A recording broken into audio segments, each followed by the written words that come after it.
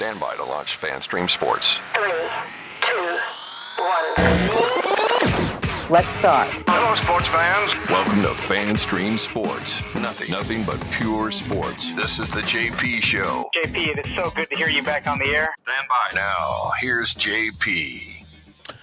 Oh, a hearty good morning to you. Another football Friday. Yeah, we still got them going on. Yes, hopefully with the Bucs, it'll go late into the season, and we will find out the first step this week.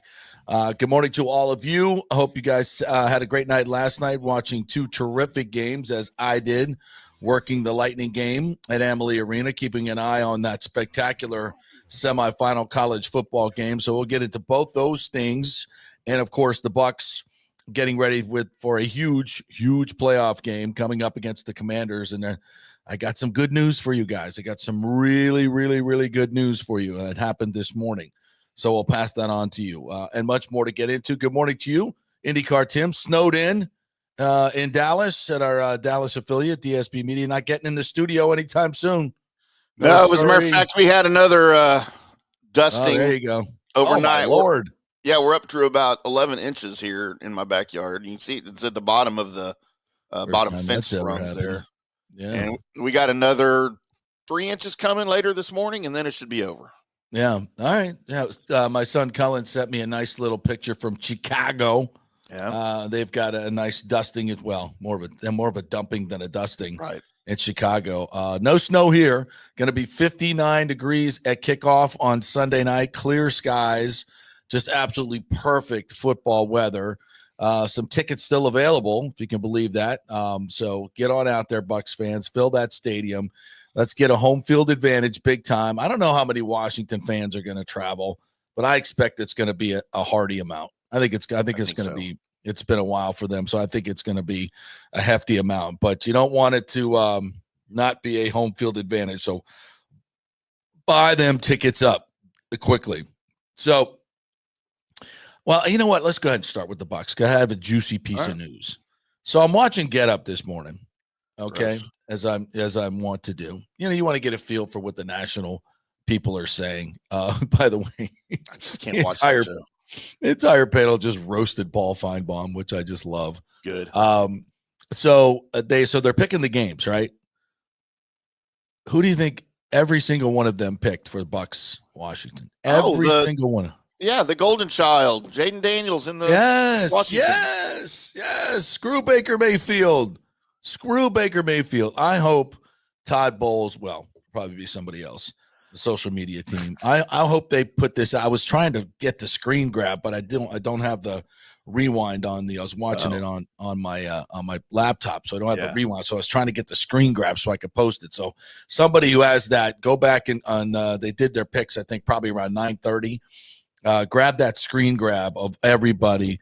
EJ Manuel, Ryan Clark, Louis Riddick, Dan Graziano, all picking the Washington football. There's no way I could stomach 5 minutes of that show with that lineup you just mentioned. I couldn't do it. I like Louis. I love EJ Manuel. You don't like Greenberg? No, I do like Greenberg. He is the only personality that's on that show that I could stomach for more than a breath. It's a great line in the show this morning. You know, Joe Fortenbaugh is their their picker, their tout. And of course, they never put his record up. Like, if you're touting games and they don't put your record up, shut up. Especially when ESPN owns their own betting site. So we're going to tell you who to bet on. So please go bet. And this is our tout, and he's going to tell you who to bet on. But we're not going to ever show his record, ever. Like, because he sucks, JP. How ridiculous is that? Like, show the record. If you're touting games all the time, show the freaking record. Stanford Steve does it. Had a crappy year one. Johnny does it. Had a crappy year. Stanford Steve, give him all the credit in the world. Terrible year one. And that happens in football picking. Doesn't mean you're dumb. And had a great year this year. Back to the mean. But at least he has the nuts to put his record up there. What about all these other touts they have on there and they never show their records? Anyway, so he goes, so they're doing now a picking contest between Greeny and Fortenbaugh, right? And so Fortenbaugh goes, oh, what? I thought the winner gets to trade salaries with the other guy. And Greenberg's like, oh, no. No, we're not doing that. You're not touching what does he make? Like 20 million, Greenberg? Makes like 20, 25 million. Least, yeah. Like crazy money. Anyway, so they all picked the Washington football team, which is fan-freaking-tastic. I know it's professional football, and, they don't use a lot of these things in professional football. We had a little one of these things that happened last night in the Notre Dame game, by the way.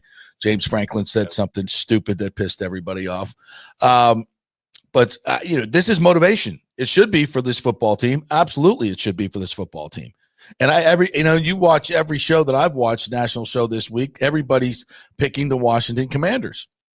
The Bucs get absolutely zero respect, even though they're favored in the game by 3. So, look, we talked a lot about the X's and O's in this game yesterday. If you missed it, a short recap. To me, so much of this is on Todd Bowles. I think the two offenses, I think the Bucs have a better offense. They should be able to run the football, control the game, keep Jaden Daniels off the field, and hope your defense makes enough plays to win the game. That should be a very good recipe for winning this game. The Bucs defense has been really good in the second half. Now, they've not played the greatest quarterbacks, and their offense has been on the field for most of the second half, because in the first half of these games where these teams have scored tons of points and owned the ball, they've made some adjustments offensively and defensively and won games. And that's fantastic. That's great coaching by Todd Bowles, making the adjustments and making it happen. But that's been against, lesser teams with lesser quarterbacks. So this ain't that. This is one of the most talented quarterbacks in the game, gonna be for a long time, and he's not the guy that you faced in week 1. He's tremendous against the blitz, 76% completion percentage, 4th highest rated quarterback against the blitz, and of course the Bucs blitz a lot, but the Bucs also play a lot of zone defense, and he's one of the best zone quarterbacks as well. So these matchups are not good, and that's why I implore Todd Bowles to do something different. We've seen him come up with masterful game plans in the past, and this is needs to be one of them. And I think they need to play a lot more man, put a lot more pressure on Jaden Daniels, and just get after his ass. If you sit back, he will torch you. He will absolutely torch you. And Jamal Dean is playing, so no Josh Hayes, thank God. Hopefully those two corners can help you play man defense on the outside. Now, obviously, Terry McLaurin is by far the number one target, but they have others, and they have, Zach Ertz is probably going to play. He's been a factor, the old man, and the Bucs, of course, cannot cover tight ends. And so, look, to me, Bowles needs to come up with one of these really good game plans, and he's got Antoine Winfield Jr. back. He's going to play this week. I don't know how healthy he is, but he's had 4 or 5 weeks now. Took a really bad shot on the knee. If you go back and look at the play that he took, that shot on the knee, it was nasty. So hopefully he can come back and be close to 100%, and he can use that as that veritable chess piece, bring him off the edge, kind of spying Jaden Daniels, if you will, and try to just neutralize his running ability, because Jaden's really, really good. We talked about this yesterday. He is gone in a flash. Absolutely. And you turn your back on him, and he's up to top speed in no time at all, and he's eating up yards. And he's tough to tackle. He's very elusive, and he's more difficult to bring down than he looks in his slight stature. So he's a problem. There's no question about it. You know what else is a problem? Baker Mayfield and Bucky Irving and Mike Evans and Jalen McMillan, and Cade Otton is going to play. And if he doesn't, Payne Durham and Devin Culp have been really, really good. And Rashad White out of the backfield. We talked about this. The running back and wide receiver screens have kind of gone away. Now time to bring them back. This is how good offensive coordinators do. They go in cycles, and they self-scout themselves, and they know exactly what the Commanders are going to be looking for. The Commanders' defense is not great. Luvo's a great linebacker. They've got some good linebackers, Bobby Wagner. But just in general, this defense has not been great, and they don't stop the run. So get after it. Big game for Bucky Irving. Sean Tucker could definitely be a factor in this game as well. I love the burst that he brings. And Rashad White in the passing game. And, of course, Mike Evans and Jalen McMillan. There's a lot here for the Commanders to have to deal with. And use this as ammunition, Todd Bowles. Go into the freaking room and put up that graphic. Everybody, Ryan Clark, EJ. Ryan Clark also pissing me off watching him on the CW show. He's like, man, if I'm out there, I'm not giving Mike Evans any room at all. He's not getting that record on me. If I don't see how in the hell the Saints allowed them to get that record. I don't give a goddamn blah blah blah blah blah blah blah blah blah blah blah. Just anyway, he's a Buccaneer hater. Ain't no doubt about that. So put them all in their place. Ryan Clark could not hold Mike Evans' jockstrap. Exactly. And I like Ryan Clark, but dude, somebody needs to jump in and explain to this guy how human beings dress on camera. I don't know what the hell he does half the time. He's gotten a little full of himself. Good I used to Lord. love me some Ryan Clark. I really too. did. But I think once he got the Emmy, it was, it's like the magic pixie dust on a head coach from an assistant coach. They change. And it's a little tough. But listen, this is great. This is great news. Everybody's doubting the Buccaneers. Everybody's doubting Baker Mayfield. He is in his absolute perfect spot. This is his lane. Oh, he loves that. Underdog mentality. And so do the Bucs. And he is the epitome of this Bucs team. They are underdogs. They are scrappy. Nobody gives them a rat's ass about them. Everybody's picking against them. So go shock the world.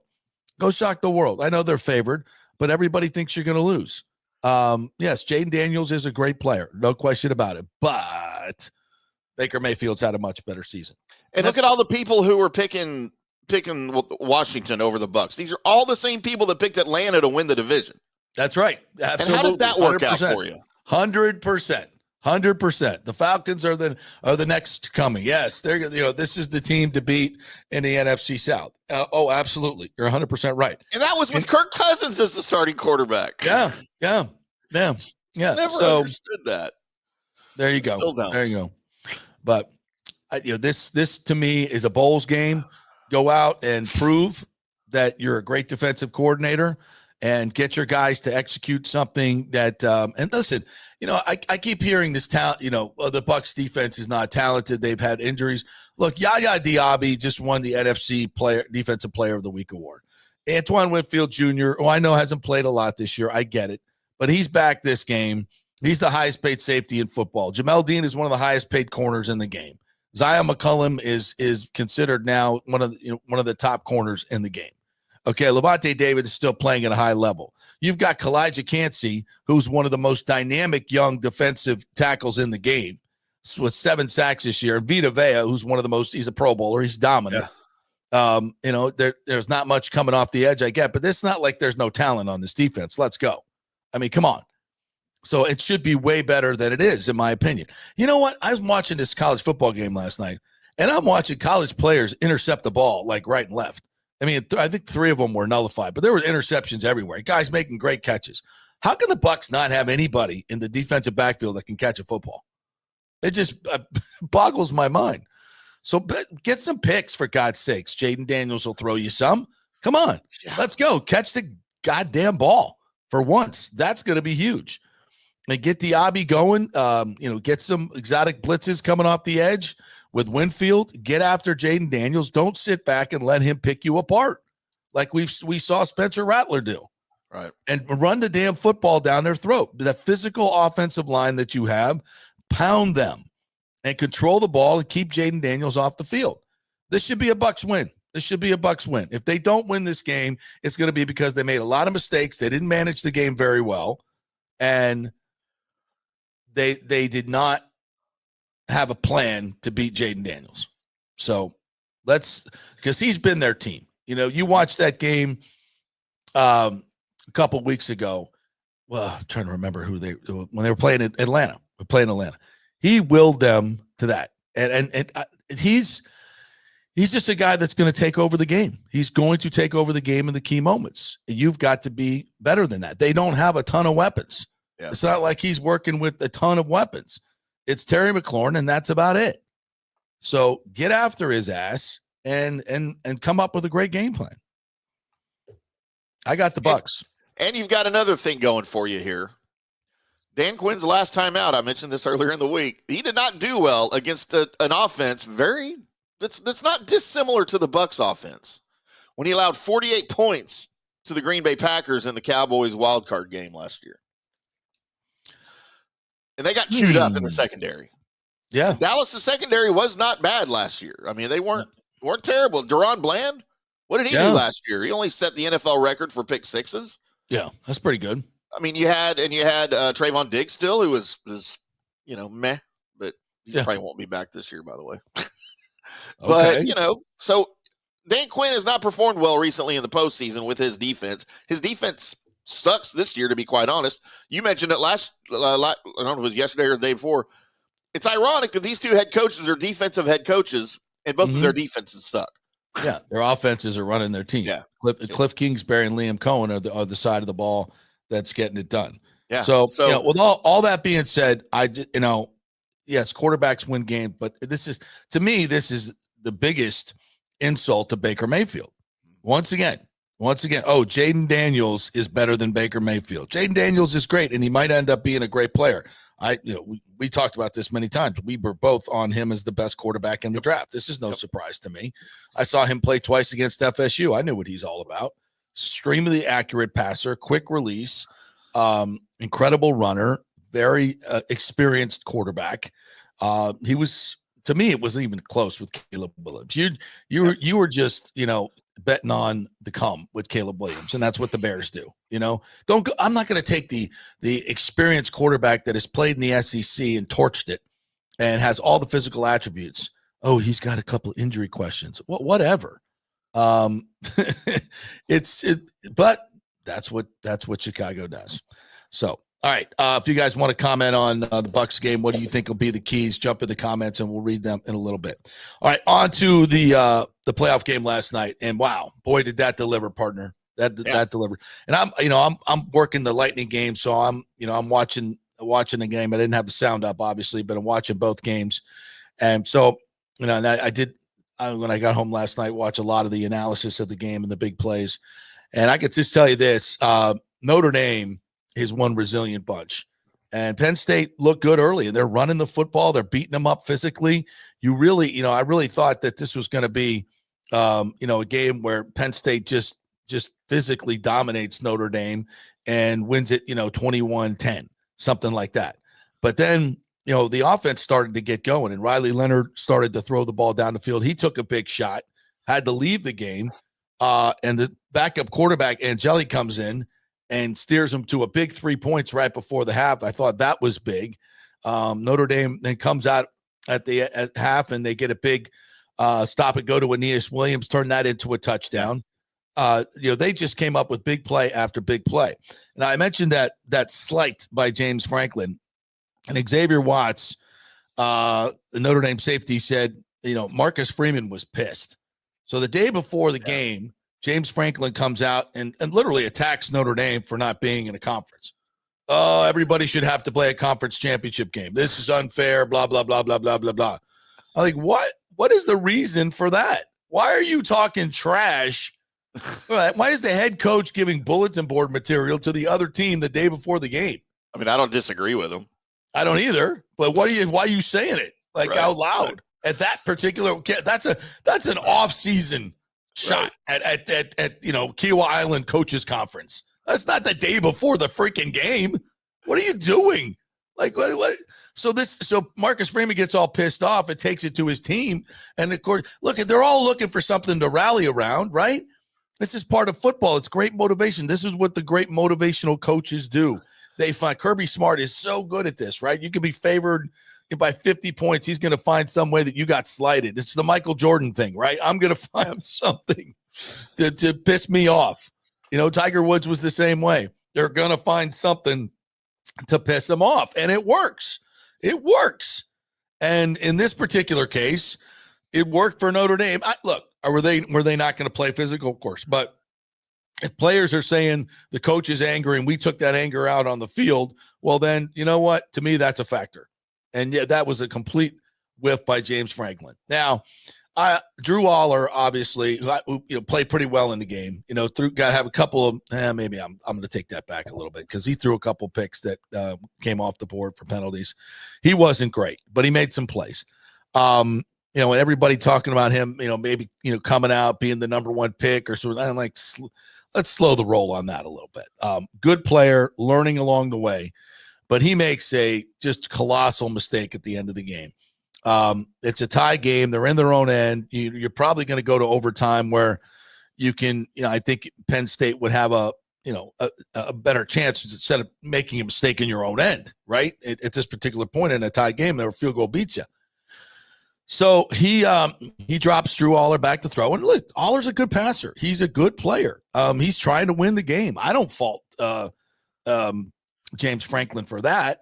And he's also calling a play where he's trying to get the ball to his big-ass tight end. It's about as safe as you can get. And Notre Dame did a great job in their man-to-man defense that they're really good at, and they covered the play. So Aller comes back to the middle, late over the middle, and that's not going to be good. And he throws off platform. He said he was just trying to throw the ball away. But Christian Gray, defensive back, does a fantastic job of cutting the route, cutting in front of the route, jumping the route, and making a great diving catch. Everybody's on Drew Aller for this. Can we, if he drops that football, Christian Gray, nobody's even talking about Drew Aller, right? Bad decision. That was a hell of an interception. I would love to see a Bucs player make a diving interception like that. From behind the receiver, too. Behind the receiver. I mean, what a freaking play. Let's give it. It's one thing I hate about media, especially ESPN, is they always zero in on the negative. They never talk about the positive. Like, you know what? That's a great freaking play.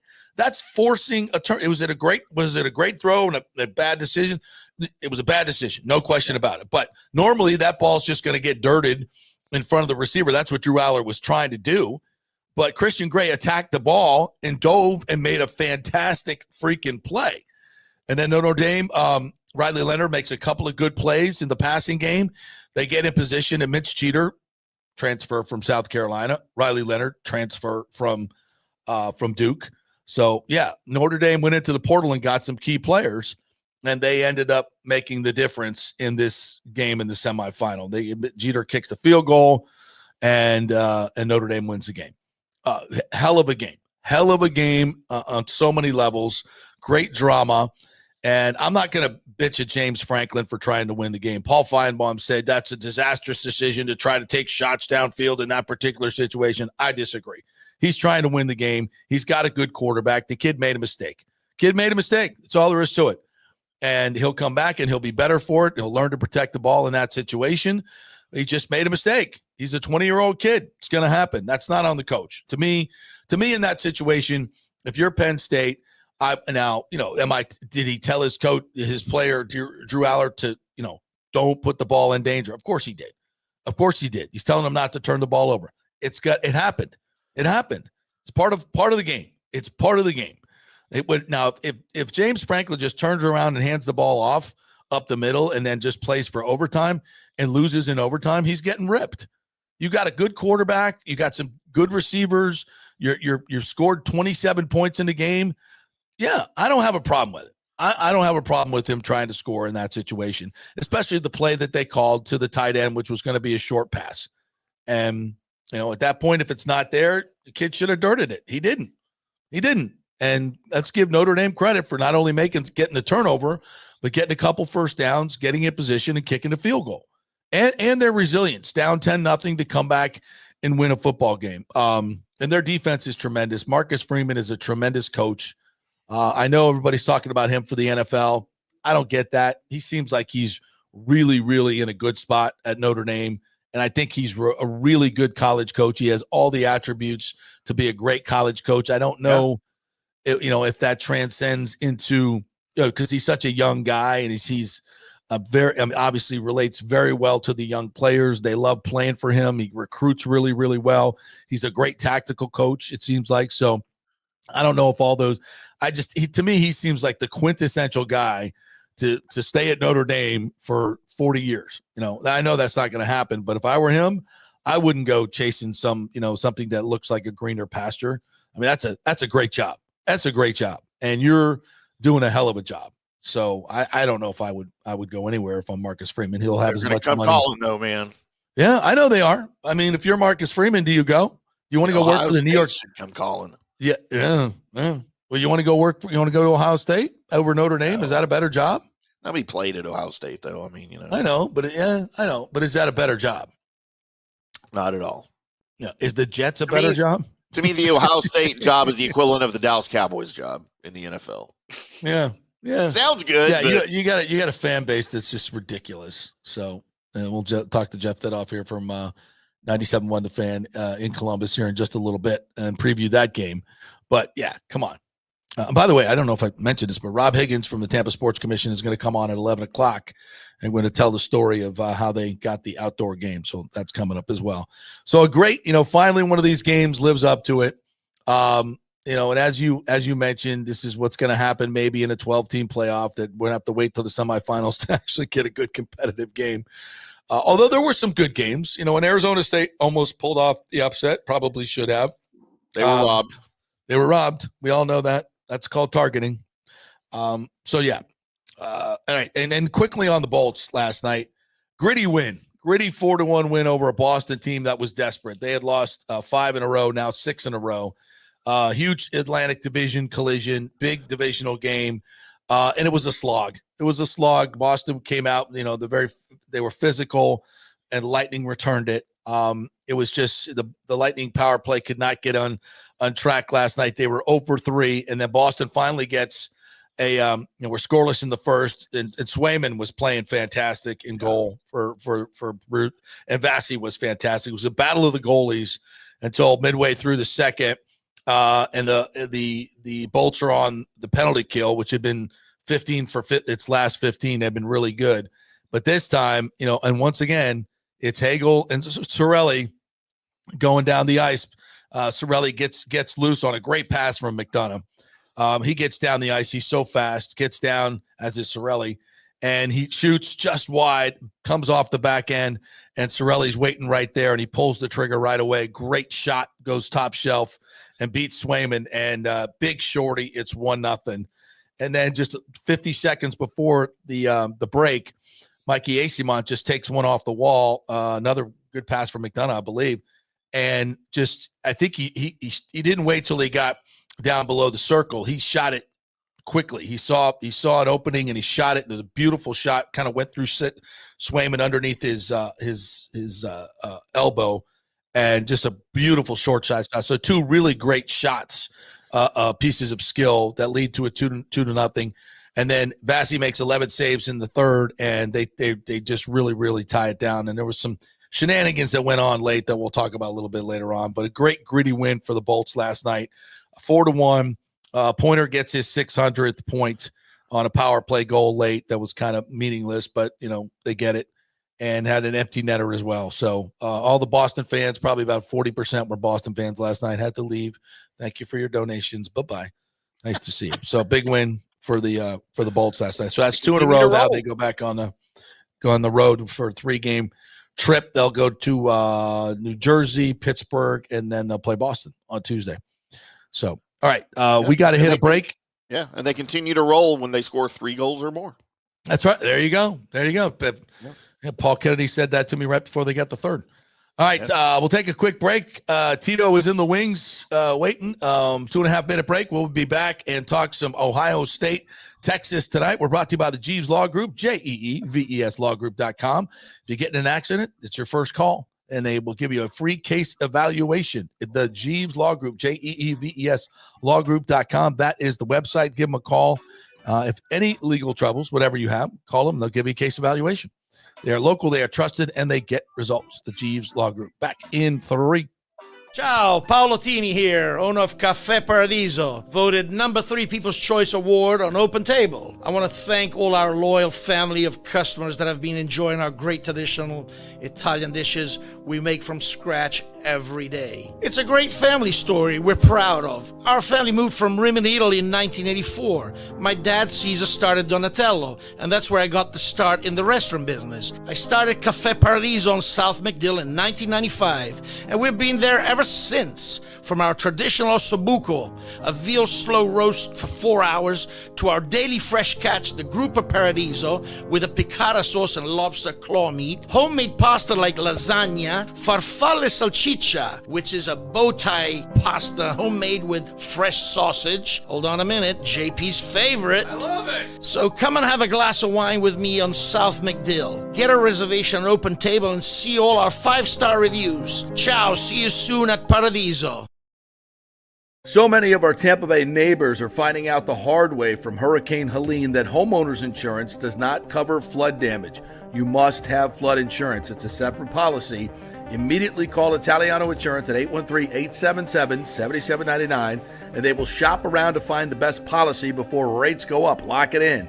Over 60% are underinsured in Florida, or you're not getting your discounts that you're entitled to. So do an insurance checkup at Italiano, and they could save you thousands of dollars. Italiano will make sure you're with a highly rated insurer, so there are no surprises in your time of need. Our hearts go out to all our neighbors devastated by Helene. These are the times we're proud to protect all the pieces of your life. Italiano Insurance, 813-877-7799. Old Hurricane Helene put a hurting on Tampa Bay, and for many of you, the rebuild will be a long process. You must beware of unscrupulous contractors offering up quick fixes for incredible prices.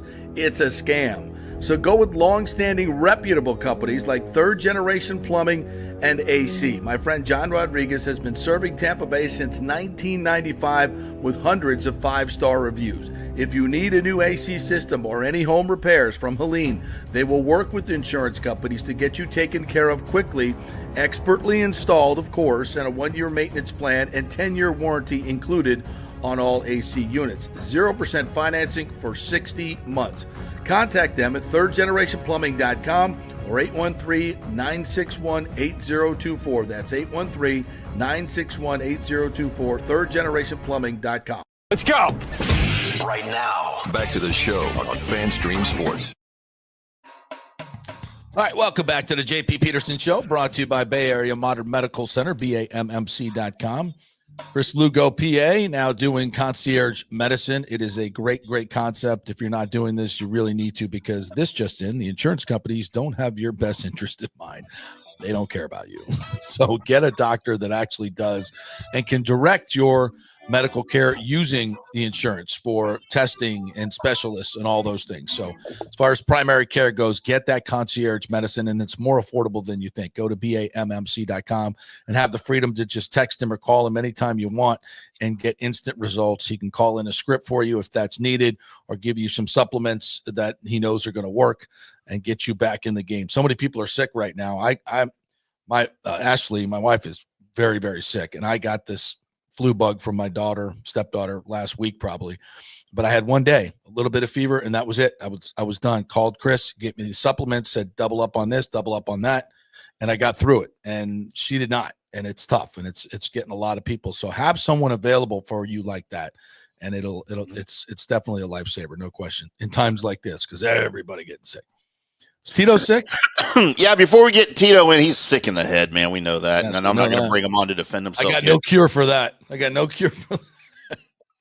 defend himself here in a second. Hey, before we bring him on, though, just to close out Notre Dame, Penn State, how about Brian Kelly sitting down in Baton Rouge, watching Marcus Freeman and the Irish win 3 playoff games after he said it couldn't be done there? That's right. He did say that. Sure did. He did say that. I hate Brian Kelly so much. That's a good one. Somebody needs to resurrect those comments on Twitter today. Jesus. Wait. We got echoes. You got echoes? Yeah. Mute your stuff. All right, hang on. I'll mute it. Give me just a second here. Take me off for a second, Tim. Oh, jeez. Brian Kelly. Oh, I'll take you out. All right. And the scuttlebutt is he is not long for Baton Rouge. No, he should never have been there. He's not a good SEC fit. We talked about it before. All right, you're fixed now. All right. Are you? I mean, you're literally fixed. That's what I mean. Wish. I need to be. Hey, Jesus, you do. By the way, the situation in Notre Dame, Marcus Freeman, he's doing it the Tressel way. All the stuff he learned from Tressel, as far as defense, special teams, that's what Notre Dame's doing. He is a true disciple of Jim Tressel. And the fact he's had the success he's had, that's the way he's following the game plan right now to get Notre Dame to where they're at. It's fun to watch. He just turned 39. Dude's incredible. Then go to hell, Brian Kelly. Yeah, and we were just talking about this, his prospects in coaching, and I know Ryan Clark and everybody else is saying that the NFL is hot on him and they ought to notice him. I'm not saying he wouldn't be a good coach. I think he would be successful anything he does. I think the world of him. But if I'm him, I don't want to chase that stuff in the NFL. Now, the right? NFL Notre and college Dame, do the same man. thing. They're the same thing now. NFL and college are Yeah, the exactly. same thing. Yeah. Salary caps, general managers, free agents, all that stuff is the same thing. Marcus Freeman's just fine. Just sign an extension there. He's going to stay at Notre Dame for a while. He'll be one of the all-time greats as far as Notre Dame coaches goes when it's all said and done. I agree. And did you know Marcus Freeman is making as much money coaching the Irish as Mike McCarthy was making coaching the Cowboys? Doesn't surprise me. Not one bit. Look, Notre Dame, and they made $20 million last night, and they don't split it up among a conference. It's theirs. They've got that money. That's what it is, and that's why Notre Dame does right? what they do. Yeah. Is that right? They made $20 million. Yeah, they made $20 million last night. Yep. That's right, because they don't have to split it with the conference. They don't have to do any of that. Nope. It's all theirs. It's all theirs. And so it goes right to the salary cap. Yeah, it goes right to their money. They can bring people in. Ryder Leonard's gone. They'll bring in another quarterback. Who knows? It'll maybe Carson Beck. We don't know. They'll bring in another quarterback, though, to lead that team. And it's a great situation with Marcus Freeman. And like I said, Tressel guy, Ohio State guy, he's doing it the way Tressel would have him do it. Well, first of all, I know where Carson Beck's going because I know Miami. how I know. He's going to Miami. I know how it works. Yes. I see. He's He's going to Oregon. No, he's not. No, he's going to Miami. Alabama. No, he's not. How do you Miami. know, JP? Because you know. That's where his girlfriend is. Hannah Cavender, the Cavender twins, right? Wait, he has a girlfriend?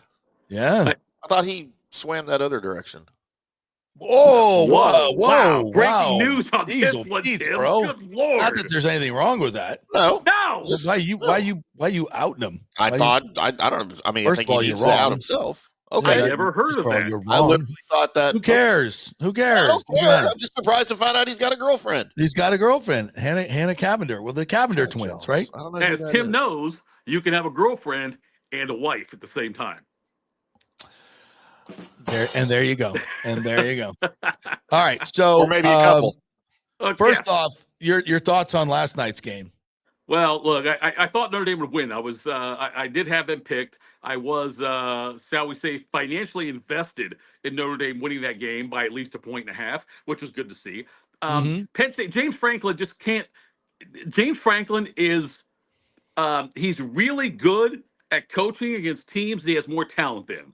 When he gets into a situation where he's playing a top 5 team or a good team, it doesn't happen for him. And Drew Aller, all the talk about Drew Aller being maybe NFL draft ready and all this stuff, Drew Aller's not that way. He's an Ohio kid, and he's had a good career against everybody except good teams.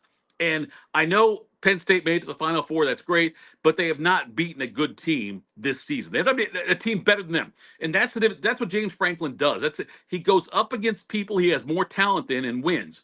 But when he goes up against teams that have more talent than he does, he loses. And that's the way it is, James Franklin. That's his MO. I am not surprised at all. Notre Dame won that game. Yeah. 1-15 against top 5 amazing. teams. Yeah. The worst record in the history of college football in that regard.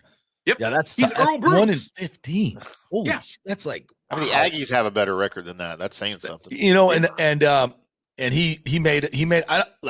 Everybody's ripping him, or like Paul Feinbaum is, for letting Drew Aller throw the ball in that situation. I disagree. I think you go try and win the game. Yeah. The kid made a bad decision. You know, that's Right it. game plan. Yes. Yeah. He tried to dirt the ball, and as we just said, Christian Gray made a phenomenal interception. We should be giving that kid all the props because he attacked the ball and got it before it was dirted, and that was the play of the game. So let's give the kid credit. That was a hell of an interception. But I'm not going to rip Franklin for that. Now opening his mouth and ripping Notre Dame for not being at a conference the day before, which clearly got back to all the that's a dumbass thing to do. Like that's just awesome. stupid. That's stupid. Look, James Franklin will never win a Big Ten title and will never win a national championship while he's at Penn State. And if Penn State fans are okay with that, he's the perfect coach for you. He will win 10 games a year. You can't fire him. He won't beat Ohio State. He won't beat Oregon. He won't beat Michigan in most years. And they'll never win a national championship. They had a great draw this year. Yeah. He's the Mark Richt of Penn State. Isn't that what y'all are going through at Ohio State, though, with Ryan Day? No, Ryan Day's beating some good teams. And Ryan Day's they're gonna win tonight against Texas. But I'm saying, though, that the Ryan Day I hope so. The Ryan Day hatred by Buckeye Goober fans it's stupid. And like everybody wants to fire Ryan Day. No one tells me who they'll hire that will be better. He's done a great job at Ohio State. And by the way, the community. His father committed suicide when he was young. He has done so much with the mental health awareness community here. He and his wife have been so entrenched in the community, raising money for mental health awareness. He is a leader of men. He is the perfect coach for Ohio State. And it pisses me off when people want to get rid of him because he is the best coach Ohio State could have right now. Yeah. I agree. It's not going to be Marcus Freeman? No, Freeman signed the extension at Notre Dame, and Freeman's great at Notre Dame. I love Freeman at Notre Dame. Fickle's not coming here. If Notre Dame beats Ohio State in the national championship game, yeah, a former Buckeye, now coaching Notre Dame, comes back and beats the Buckeyes. That'll sit well with the fan base. Wow. If Ryan Day makes some coaching bobble during the game, that'll sit really well with the Buckeye fan. In fact, I think I might pay to see that. Look, if Freeman wins it, good for him, and happy for him, happy for Notre Dame. But Ohio State's had a good season this year. It sucks they lost to Michigan. Sucks they lost on the road by 1 point to Oregon in a very close game on the road at night in what is the biggest game in Oregon football history as far as a home game goes. They've never had Oregon used a little trickeration too at the end of the game. Oregon played great. Oregon played great. Right. Ryan Day got outcoached in that game. He got outcoached against Michigan. I will absolutely say that. I'm telling you right now, though, if Ohio State loses to Notre Dame, I still love Ryan Day, want him here, and kudos to Notre Dame and Marcus Freeman. It's a great win if they win it. Well, they're going to win it. I mean, they have to win it. I don't even know why they're playing the Cotton Bowl or the other game because, according to Riley Leonard, Jesus willed them to win. He did. So he said that on camera. A little bit. So if Jesus is for Notre Dame, you saw that it was going wide right. Yeah. No, it's not. Jesus, by the way, did y'all see touchdown Jesus right between the touchdown That's Jesus? Exactly right. Yes. Did y'all see James Franklin's defense on the game-winning field goal? He had the fake field goal prevent defense out. Rather than sending all of his guys to block the kick, he had his fake field goal prevent. What? You never know. Hey, you never know. I thought the guy coming off the defensive right was going to block it. Like that guy almost got it. He had two safeties deep. Well, that guy coming off the right almost got it. I thought he had it. I think he touched it a little bit too. Actually, yeah, great win for Notre Dame. The ball kind of did that a little bit. Yeah. Hey, Penn State. Look, if that's what you like, if you're okay with that, then stay with James Franklin. I don't know if Penn State could do better than James Franklin. Seriously, anybody wants to get rid of James Franklin? Again, who are you going to get that's better? They made it to the Final Four. At some point, I know. That's why I'm saying you can't fire the guy. You can't fire the guy. You can't. No. You can't. Just do better against top 5 teams, for God's sakes. Jesus Christ. The goalpost has moved based on what success is. And the fact that Penn State did what they did and won a couple of playoff games is a huge year for Penn State. I never thought for a moment, even when they were ahead 10-0 against Notre Dame, I never thought for a moment Penn State would win that game. Good year for Penn State, though. You know, a good season for them. It really was. Great year for Penn State. Great year for Penn State. Absolutely.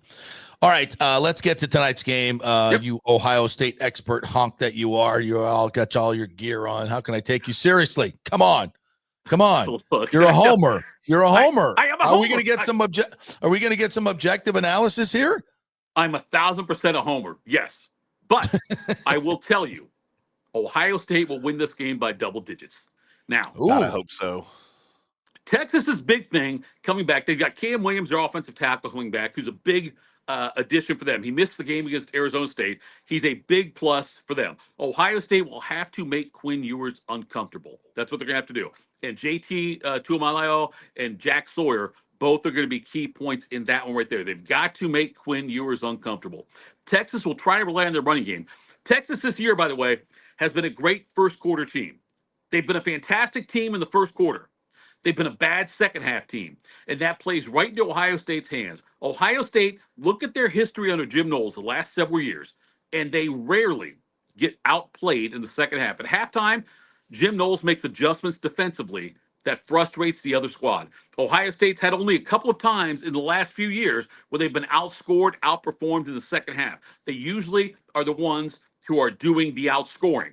And so that plays right into their hands tonight with this game against Texas. I think it'll be a slugfest early on. I think the first quarter, hell, there might even be a point scored in the first quarter.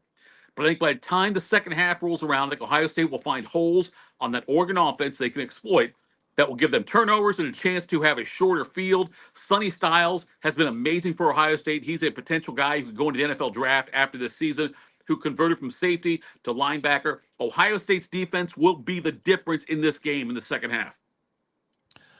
Would you bet Texas in the first half? I would think – I'm not going to bet Texas. First quarter? I think first quarter. I think it'll be – I think the score very well could be 3-0 or 3-3 after one quarter. And so I like Ohio State laying the 6. In the first half, I would probably take the under on points total. Certainly first quarter I would. I think Texas plays a very good – I think this first quarter will be very much a feeling – look, this whole thing in the first quarter is going to be like when you were in the 8th grade there, JP. A lot of feeling out, not a lot of action. There will be a lot of chances for both teams are going to play very conservatively, I believe, early on. Ohio State will try to get Jeremiah Smith involved, the best receiver in college football. He would be the number 1 pick if you could go to the NFL draft after your freshman year. But it's going to be a very low-scoring first quarter, I think. Ohio State will take a couple of shots. I think Texas' defense, their defensive backfield, is among the best in the country. Barron is the Thorpe Award winner for Texas. I think he will do a very good job. I'm just saying in the second half, I think is where Ohio State will take over. Yeah, be careful about that. I went to Olson Middle School. There were some loose ladies. I've heard about that. Loose ladies at Olson Middle School, baby. Yes. Even you got action at Olson Middle School. What do you think they're doing now?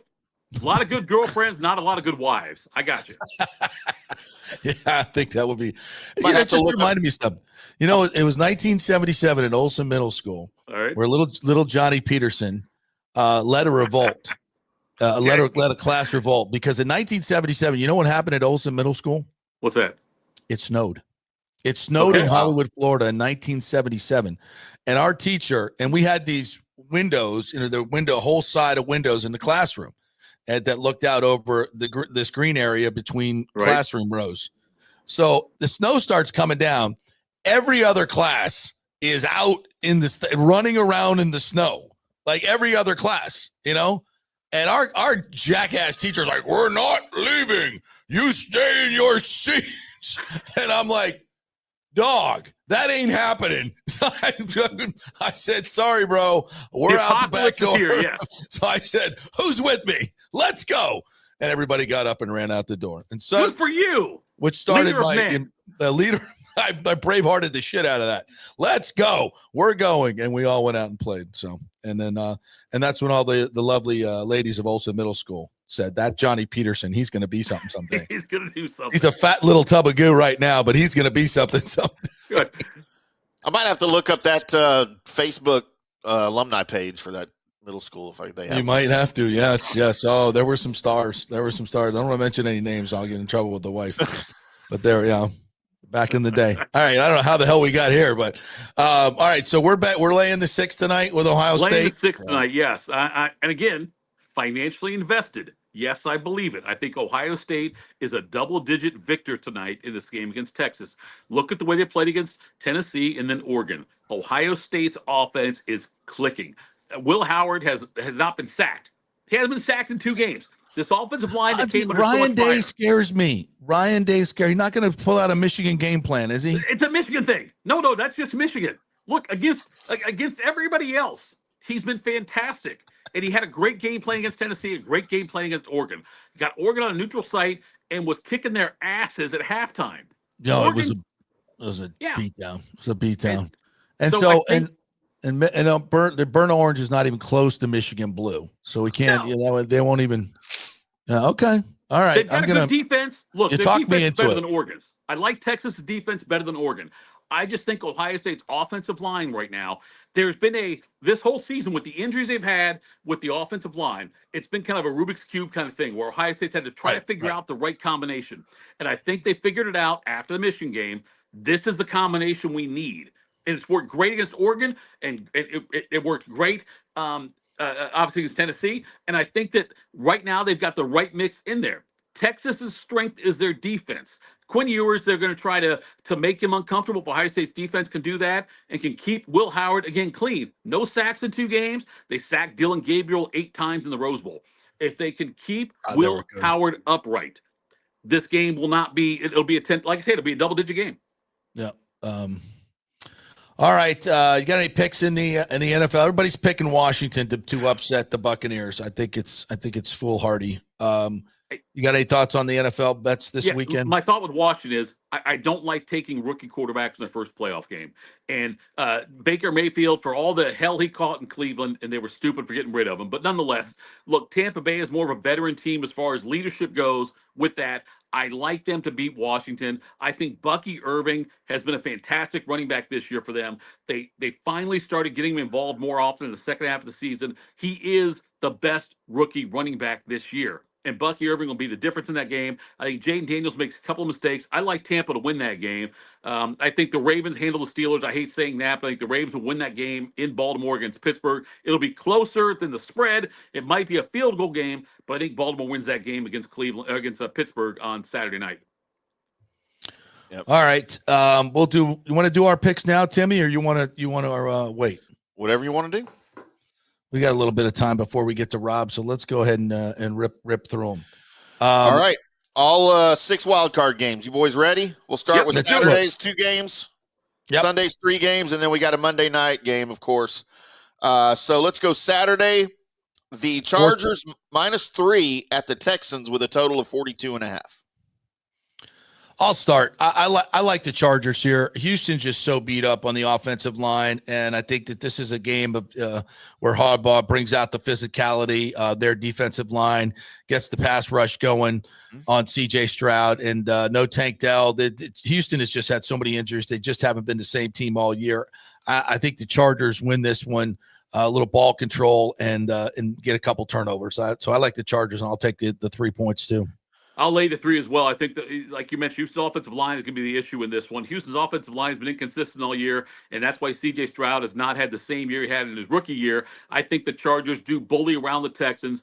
I would take the Chargers laying the 3, thinking that it will be a push. I think the Chargers win by 3. Yeah, what about the total, 42.5? I like the under in that one. I think that. Yeah, me too. I think Houston's offense is going to have a hard time scoring points. All right, I'm opposite both of you guys. I've got the Texans in the over. There we go. Pittsburgh +10, Tito, at the Ravens. Yeah. 43.5. I'll take the 10. I will take the 10 for Pittsburgh. I think it's a close game. I think Baltimore wins, but I think that 10 points is way too many to give. And look at the AFC North this year. Cleveland beat both Baltimore and Pittsburgh. That tells you about the AFC North, what you've got there. These teams always play each other close. I will take the 10 points, but Baltimore will win the game. I agree with that as well. I thought you were going the other way. No, the Steelers almost won the game a couple weeks ago. Yep.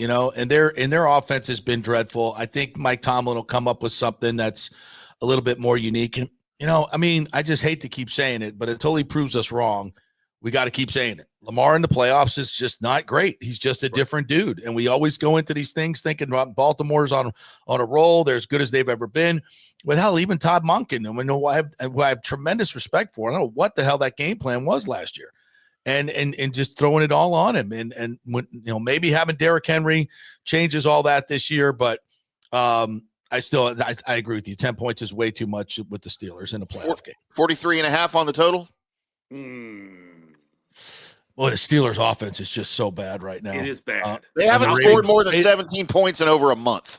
And the Ravens, since they moved Kyle Hamilton up, the Ravens have the number 1 scoring defense in football. So I got to go under in this one. I'll say 20-16 Baltimore. I like that. Yeah, so your under is 2. That's funny because I've got Baltimore in the over. Good. We're in a good spot, We're in a great spot. Yeah. So far, so good. So much smarter than Tim. Game 1, this is true. Game 1, another big line here on Sunday to kick things off.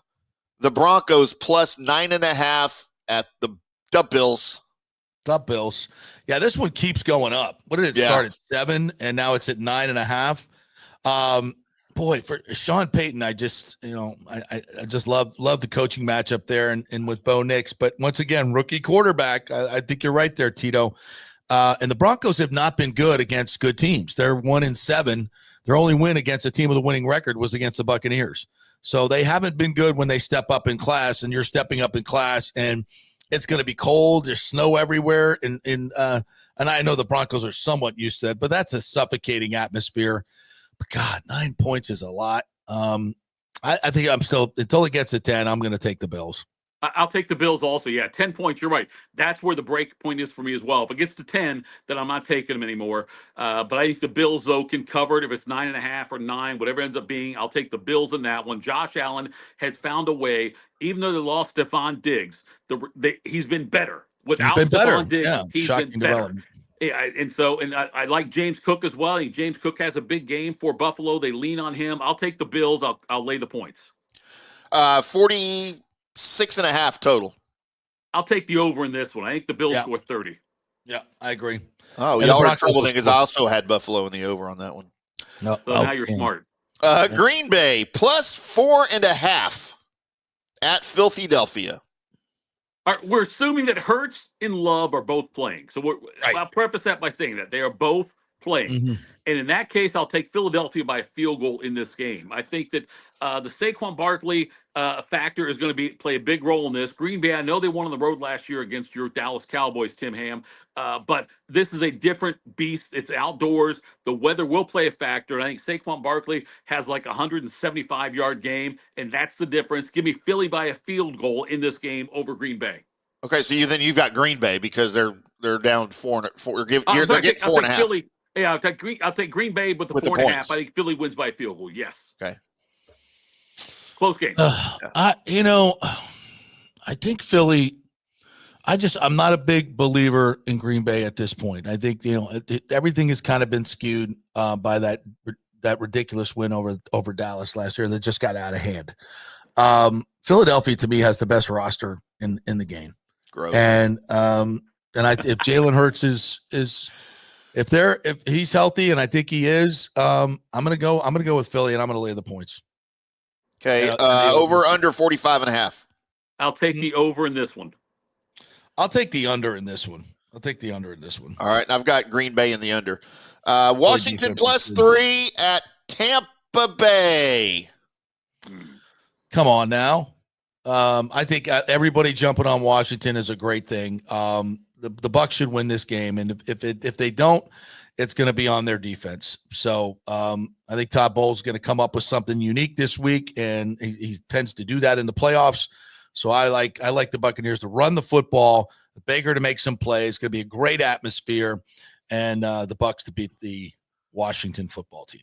If it was 2.5, I'd take Tampa. If it was 3.5, I'd take Washington. I think it's a field goal game here as well. I'll take the 3. I'll lay the 3, with Tampa Bay. And I think that Bucky Irving's the difference in this one.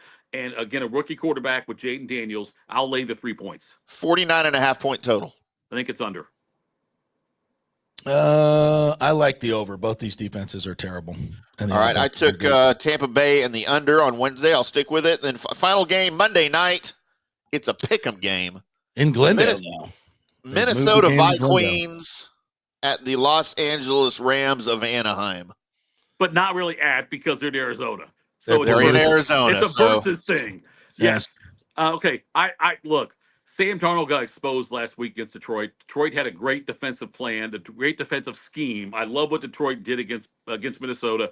Made Darnold look as bad as he's looked all season long in the biggest game of the season for Sam Darnold.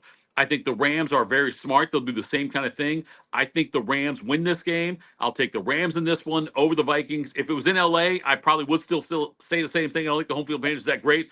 Give me the Rams in this game over Minnesota. Vikings have just been disrespected so much this year. They're just solid everywhere. I think the coaching matchup's a little overrated. I think Sam Darnold is gonna play well in this game. He's got too many weapons to work with. I think it's going to be a very highly entertaining game, but I'm going to go with the Vikings in this one. Over under 48. I'm going to go over that 48. I'll take over that also. Yes, I think the Rams win. I'll go over. I think Puka Nacua has a huge game for the Rams, and also Kyron Williams. You maybe see Blake Corum get a goal line carry, and they get a touchdown for fantasy. There you go. And this is odd for me because before the season started, I picked Baltimore to beat the Rams in the Super Bowl. Did you But really? I'm going Minnesota and the under here on this one as I'm sticking with my picks from Wednesday night on the Colby Sapp and IndyCar Tim show. So there you go. Shameless plug. All right. Thank you, Tito. Enjoy the game tonight, my friend. Thanks, brothers. We'll talk again next week, all right? All right, we'll see you. Thank you. Lifted off there from 97.1 The Fan in Columbus. All right, so we'll bring it right back here to Tampa Bay and welcome in our good friend Rob Higgins from the Tampa Bay Sports Commission, who has done a phenomenal job once again. Conquers, I guess, are you landing the white whale? Have you conquered the white whale? Whatever it is, what is the proper phrase? The boat, man. The white whale is in the boat after 9.5 years of going after Stadium Series. What a ride it's been. Just phenomenal announcement just a couple days ago. So the outdoor game is coming to Tampa Bay. It's been 10 years in the making. So I wanted to get you on here. Good morning to you, by the way, Rob Higgins. Congratulations on a wonderful, wonderful accomplishment. You got lots of big things coming here, so I want to talk about all of them. But let's kind of dig down into this story because I know it's been a quest of yours for 10 years. How did it start? How did you finally get over the finish line? Take us through it.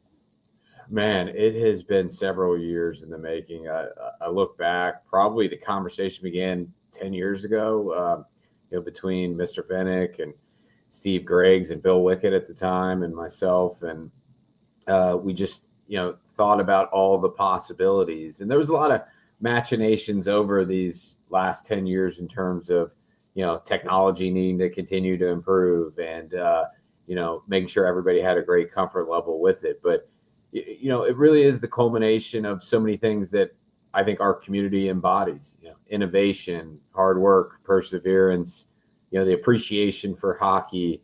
We've had 3 Frozen Fours, 2 All-Star weekends, and this is, something unique, new, different, and something that's really meaningful to our community. So timeline-wise, I think the conversation at least was 10 years in the making. Then we submitted our initial vision to the NHL back in August of 2016.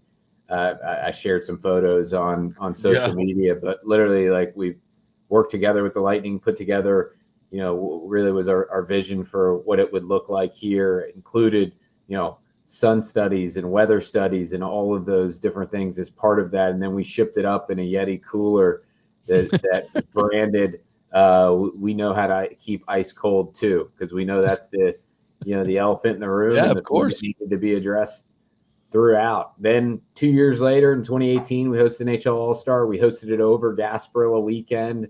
We wanted to really lean into Gasparilla as much as possible and use it as a platform for everybody that visited from our NHL family to get a good feel and understand what Gasparilla means to our community and laid into that. And then as everybody, the fans and our distinguished guests from the NHL were headed to the airport, they saw basically a billboard on the side of the road that showed a rendering of what the inside of Raymond James Stadium could look like for a Stadium Series game.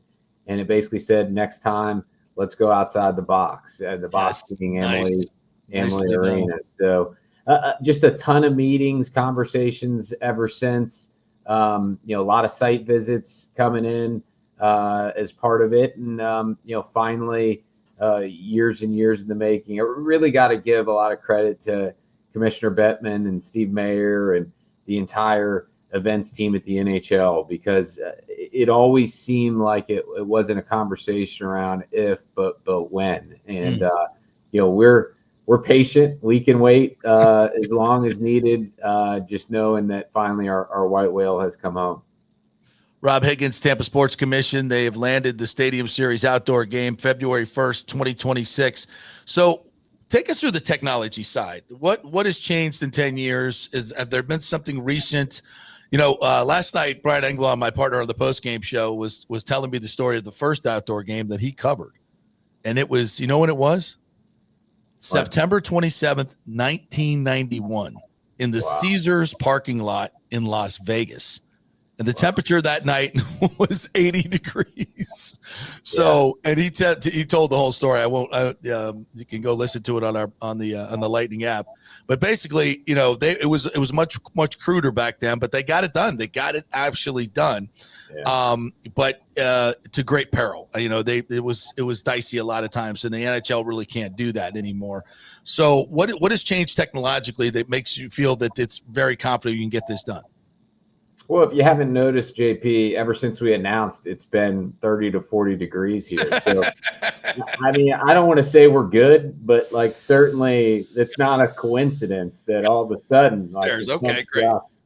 So that's the technology. That's the secret behind it. We promised that it'd be really cold, and apparently, we're practicing already. Right. But no, in all seriousness, it's something that certainly, the NHL's team, is the best in the world. That obviously this aspect of it is really focused on it and has been down here a bunch. We'll get into the specifics a little later down the road, but we feel really confident in the plan and are excited that it's going to be executed at a really high level. Now, the other question is, what about the Bucs?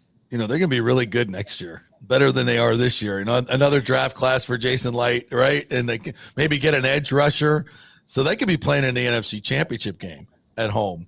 I know there's a contingency. You want to fill me in on that? Always there's a contingency. You're really good at your job, JP. You know the right questions to ask. And I certainly know how to tap dance. What I will tell you is we've been through, every configuration of this as possible. We feel really good about those contingencies that are in place, and certainly we're excited about the Bucs season next year. We're excited about this event. We're going to make sure that everything goes off without a hitch with both of them. All right, well said. Means I'm not answering the question, but that's fine. Yeah, that's fine. You know what though? I trust you. I trust you. You know what the hell you're doing. So it's like Jason Light. I trust him. He's going to figure it out. We'll be fine.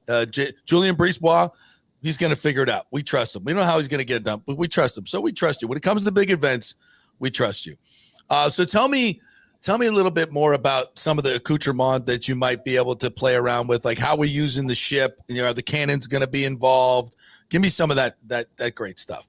Well, obviously, as part of it, this is a iconic stadium with so many different bells and whistles and things that are unique to our community. So, working hand in hand with the NHL, I'm sure they're going to be obviously responsible for game production, but they're well aware of those and are excited of them. So, we don't want to spill too many of the secrets. However, certainly as part of that, as well as with the broadcast, we're going to do everything we can to shine a light on what makes us new and different. And just the fact that we're on Gasparilla weekend, just like we were back in All-Star, that gave us a really good blueprint to lean into. And then it also being on Sunday, I think is really special, not only because you can still enjoy everything that Gasparilla has to offer on Saturday and then make it to Stadium Series on Sunday, but from a tourism aspect, having everybody stay over an extra night as well, and then having a high profile opponent like the Boston Bruins, who so many people from the Northeast corridor, I think on end of January, early February, are going to be excited to get down here as part of it. But then we've had such a great relationship with that part of the country in terms of visitation, it being a feeder market and all those things. So it really is the moon's aligning in a unique and profound way, and we're going to lean into all those different Team Tampa Bay aspects. That's for sure.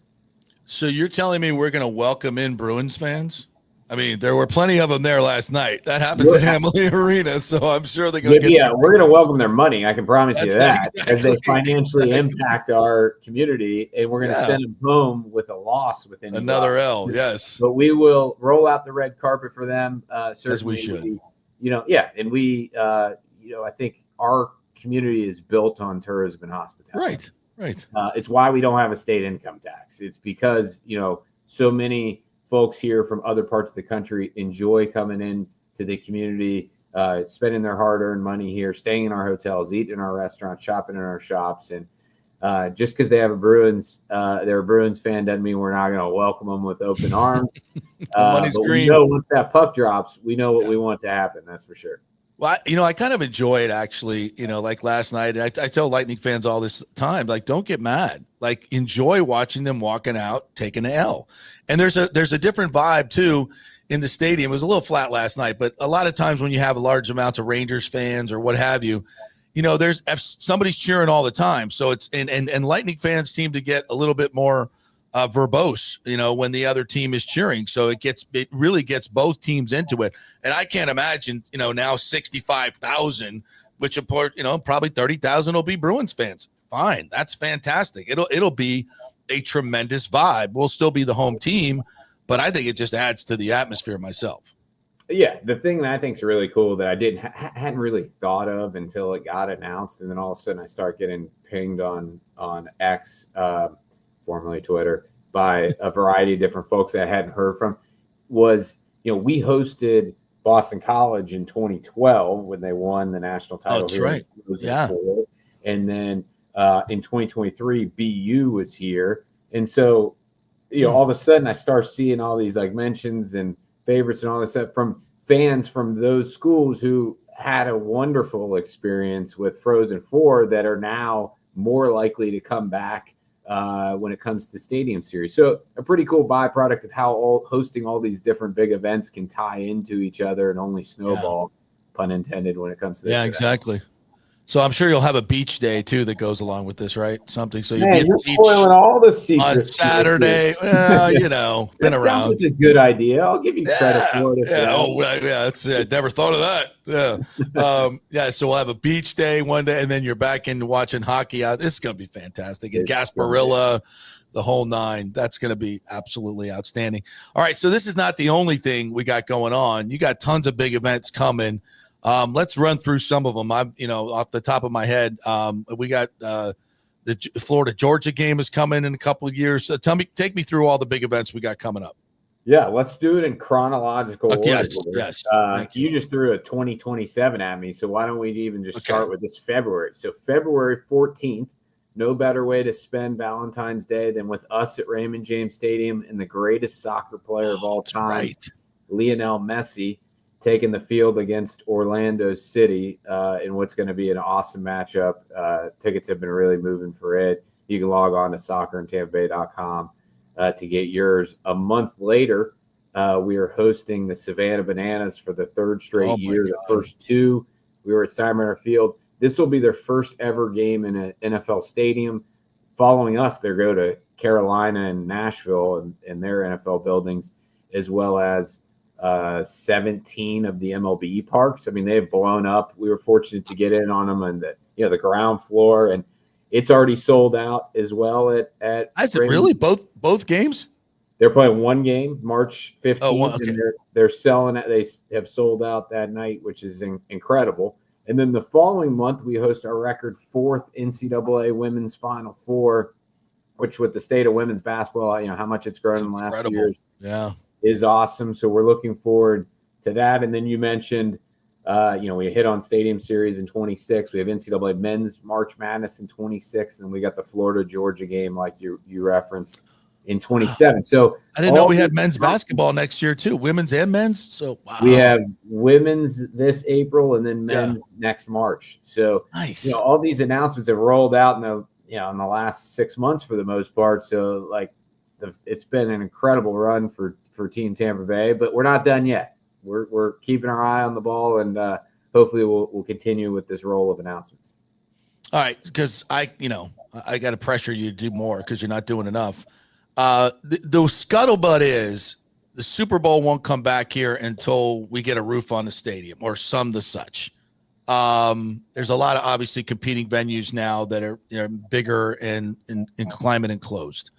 I have this great idea that we should build a baseball stadium right next to Raymond James, and then we have a sliding roof that goes back and forth, and we put a big entertainment center right in the middle of it. Just a thought. From beach day to that idea. Listen, man, don't even get me started about the drone tarp idea that I have to cover Raymond. Don't even get me started about that. All right, I got ideas. I invented Topgolf a long time ago. But anyway, so what is the status of that as much as you can tell us? What has the NFL kind of told you? What I would say is, look, the Super Bowl is right at the top of the list of events that we are working on an every single day basis. I mean, like we are so fortunate to have hosted 5 Super Bowls in the past. You look at how, impactful and meaningful they are to our community. It's just something like that our community takes so much pride in hosting all these events. And naturally, when you think about the Super Bowl and the international stage that it puts you on, ultra important to us. Mm-hmm. What I would tell a lot of people say to us, oh, well, like you hosted during the COVID and, they probably owe you one. That's not the case. I mean, Look, that was the most meaningful Super Bowl of our lifetime. That was a Super Bowl when we needed it the most. Yes. We've got to earn our next Super Bowl. And the way to earn that is by putting our best foot forward on every single front. That would include improving Raymond James Stadium. Like, I think there's no doubt, like, that has been the greatest, what I say is the greatest return on investment in the history of stadiums. If you think about the fact that $200 million was built for 150 and improved for, let's call it another 150. We have $300 million, and we've hosted 3 Super Bowls there. And then you've got a variety of billion-dollar buildings that some don't have any, but have one. Like, so you look at it from that standpoint, and certainly we need the building to be improved in order to have our best foot forward on that front. You look at like our hotel product, it has continued to get better. So I feel like you're trending in the right direction. You got to be hitting on all cylinders in order to be able to be awarded a Super Bowl. So it's really on us as a community to get to where we need to be. In every aspect, not just stadium, but every aspect, so that we can earn our next opportunity to host. But you can bet behind the scenes, we're working on it every single day to make sure that we're positioned as best as we possibly can when it comes to Super Bowls and college football playoff national championships and Frozen Fours and women's Final Fours and everything. I mean, this is a community that's built around the pride and the impact of hosting these events, and we want to make sure that we continue to meet and exceed those expectations. Yeah, and obviously that takes money.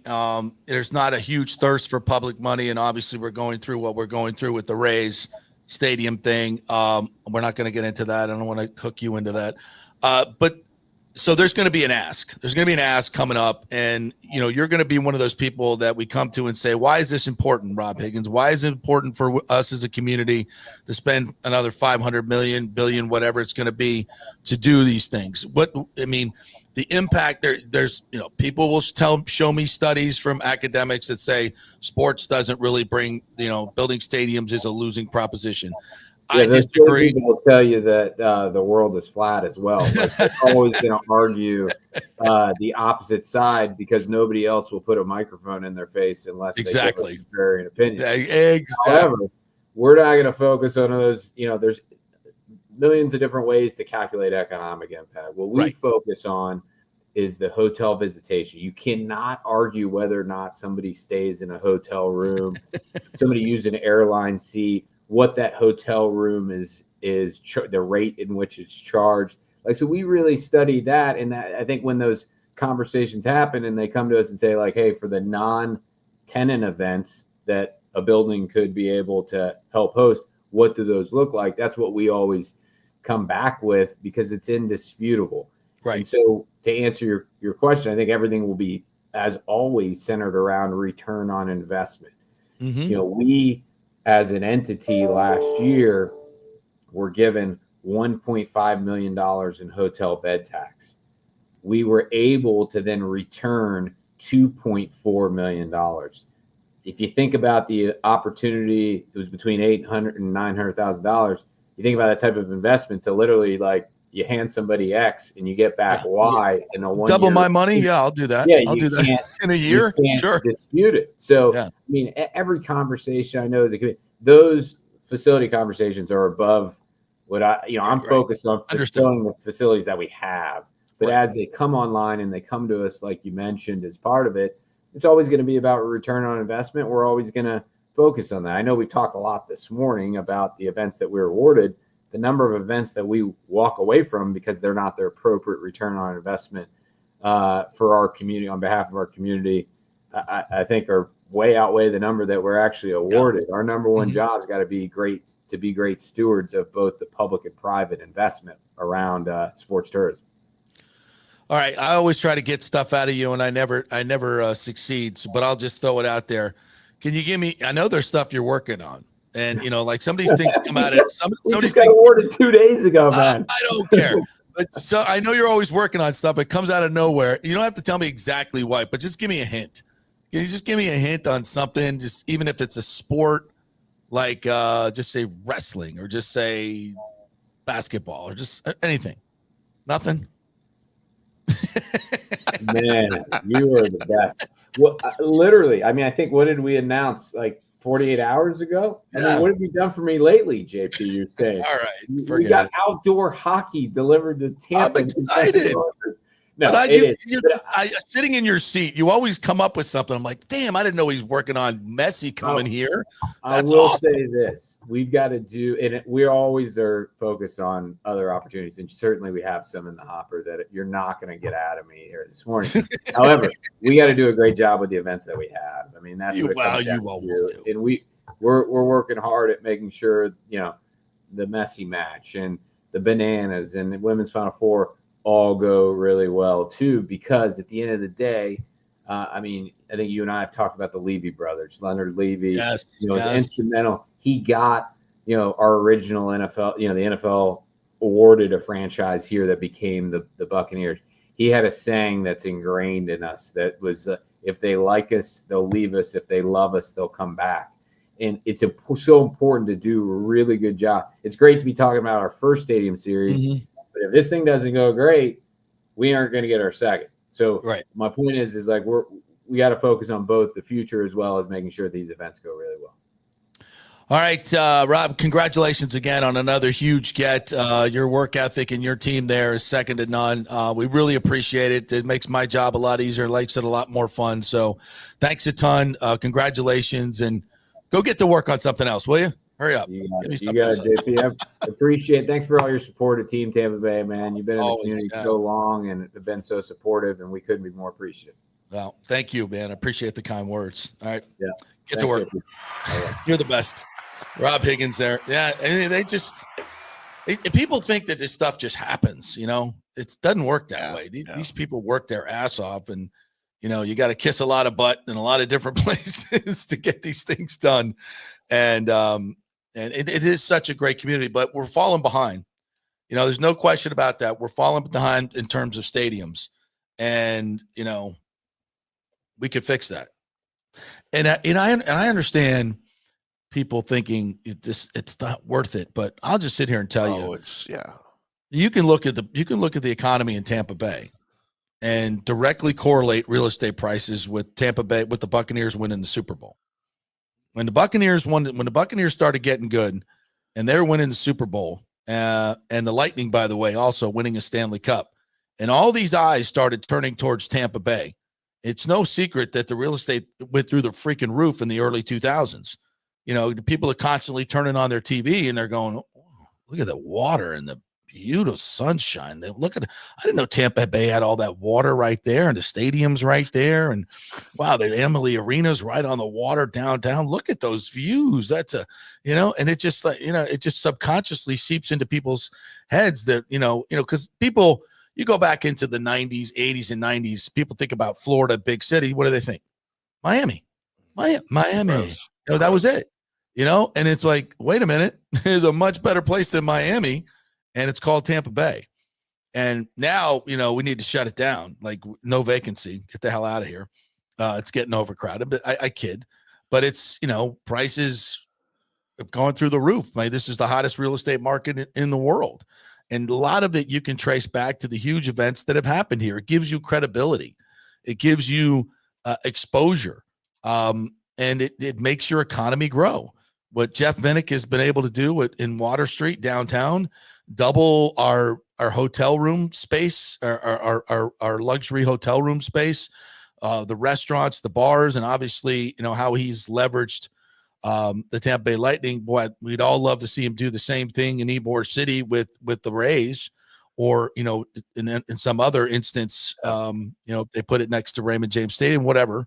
So there's so much more that could be done. It's you turn on, go through Twitter and see how much people are talking about sports. Sports has become a huge part of our culture, and having these big events in these venues is it's part of keeping up with the Joneses. Obviously Vegas has a leg up on everybody now with their stadium and the hotel rooms and everything else. You gotta, it's getting more competitive for these big events. So, we're going to have to step up as a community if we want to. If the majority of the community doesn't want to do that and just keep it the way it is, I get that too. But me, I kind of like the big events. And I do think it has a tremendous impact on growth as a community and your economy. I think the average sports fan doesn't understand how much of an economic impact comes with something like that being in your city. And that's why the city spends so much money and works so hard. And not just the Super Bowl. Look at, the NFL now that they're spreading out the NFL draft, right, to different cities. That thing brought almost $250 million in economic impact to the city of Detroit. Right. Nobody wants to go to Detroit. Especially in April. In Tampa. Yeah. In the middle of April when nothing else is going on. I mean, come on. Yeah. And I read all these studies and everything, and then I go, talk to Guy Revel, who owns Splitsville and a lot of different other entertainment venues. And he goes, look, if they don't have, X event going on, my bottom line is X. When it comes in, my bottom line goes to X, and, triple, quadruple, Gasparilla, national championship, whatever it is. These are, bar owners, hotel owners, all that. I mean, this is money that's coming in from outside. Now, like every Lightning game, is that an economic impact? No, because most of that money is coming from locally. It's just being spent downtown or wherever. But that's not. But when you have these like the outdoor game, there's going to be 30,000 people from Boston coming down here, filling the hotels, spending money in our restaurants. The money going into the pockets of restaurant workers and blah blah blah blah blah blah blah. Those are the events that Rob does that bring people in. Having Messi here. People will come from all over the Southeast to watch Messi play. Really? Is that a big deal? Yeah. Watch a soccer player? Yeah. It's not a soccer player. It's the soccer player. I mean, he ain't no Pele. Come on. Yeah, even that, so it definitely moves the needle. Like people, the Frozen Four. Okay. It's college hockey. Wow. You're putting 20,000 people in the building, and all those people, because those teams are not from here. Right. All those people are coming in. This huge economic impact. Same with women's Final Four and how women's basketball now has exploded. So yeah, these are big events, and they fuel the lifeblood of our tourist industries. That's what we are. We're a tourist state. So but this is such an important arm of what we do here. And by the way, it's fun. Yeah. Anybody for fun? Here, I'll raise my hand. I like fun. I like big events. Yeah. I mean, he said, Rob said that, overall $350 million or so on Ray J from the initial building to, the upgrade. We spent $1.3 billion on Jerry World. It opened in 2009. We've had one Super Bowl. And it's not even on the radar for another Super Bowl. I wonder, why is that? The weather, because it was such a disaster the first time. Yeah. Atlanta was the same thing. There was covered a Super Bowl there, and it was icy. Yeah. I mean, here's the thing about over. Look, and I was one of the people that I hated when they moved the Cotton Bowl game out of the Cotton Bowl over to Jerry World, right? Yes, it's a great stadium. But, dude, it's tradition, man. It's college football tradition. It's Texas. It's OU. It's the Cotton Bowl at the Cotton Bowl on New Year's Day or thereabouts. But can you imagine if they were playing this semifinal championship game between Texas and Ohio State outside at the Cotton Bowl today in Dallas? I mean, it's covered in snow. Yeah, all the seats are covered in snow, and you don't have the equipment to get rid of them. No, not here. We don't have the people in Buffalo to come shovel their own seats. We ain't doing that here. But it's great that it's in Jerry World. Thankfully, they still play Texas OU at the Cotton Bowl. But we don't play the Cotton Bowl game at the Cotton Bowl. But that's the progression of college football and facilities. I get it. But and there's too much money at stake to have these things outdoors now. It's tough. It sucks. But yeah, so I don't know if obviously I couldn't get an answer out of Rob, but the scuttlebutt is grilled him in a loving way. Way. No, you were nice about it, but good God. Yeah. I'm surprised you didn't pull out a card and go, Rob, you are not the father. It's called the Velvet Hammer technique. It's the Velvet Hammer. You and Phil Donahue, man. You ask the tough questions with a lilt, a smile on your face, a laugh. I was cracking. I was like, this poor guy, man. They just announced it 48 hours ago. I want more. He wants more. It's just, I know he's working on some things that I just know, because he always pulls something out of the hat. So you ask, he doesn't have to answer. It's not like I badgered the man. No. Come on. You never know. He might just, in a weak moment, blurt something out. You never know. Then we're breaking news. But you got to ask the question. That's why you have live interviews, right? By the way, JP, before we go to break, I got a surprise here for you. I didn't tell you about. Oh, I love surprises. As we have an important Florida I'm State. not the father. Okay. We have an important Florida State anniversary. Yes. The anniversary of this issue, JP. Yes. January 10th, 1993. January 10th, 1993. So that's in the so this was the game. I know that girl hugging Matt Fryer, right? Remember the game of the century, the 1993 edition. Notre Dame, number 2 Notre Dame beats number 1 Florida State, 31-24. But then Notre Dame goes on to lose to Boston College in the regular season finale. Next week, yeah. And then Florida State again jumps Notre Dame in the polls as they beat the crap out of North Carolina State 62-3 to reclaim the top spot in the polls. What's the date on that? January 10th, 1993, or maybe it was 1994. 1994. So that would be after the Orange Bowl game. Yeah, 1994. January 10th, 1994. So that would be they beat Nebraska and they jump over Notre Dame in the polls. Yeah. I guess, yeah. Yeah, that is Matt Fryer. Who else is there? I can't see. Because that's an Orange Bowl hat there. Yeah. That was an incredible game. And, yesterday January 6th was the 11th anniversary of the 2013 national championship in the Rose Bowl. Oddly enough, I took my dad the last game we went to before he had his stroke. Yeah, and we had the time of our lives. And he played for Caltech in the Rose Bowl. That was their home stadium. So the last time he had been there was when he played college football. And then we went and watched that dramatic game. FSU beating probably hadn't changed too Auburn. Much either as a stadium, has it? They keep that thing pretty. Oh no, it's as old as it can be.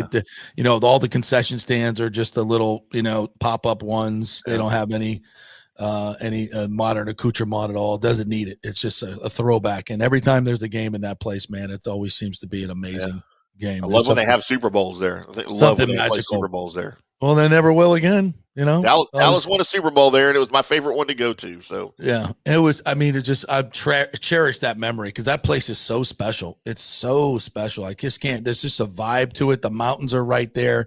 The weather is always perfect. The grass just seems so green. Yeah. And the colors, and it's always the sunset. It's so just insane. I just remember looking over it.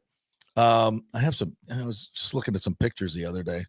Maybe I'll throw those up here on social, and you guys can see it. But it's just, it's a special place. All right, yes, Cliff Gephardt was there. So many of my friends were there. That was such a great setting.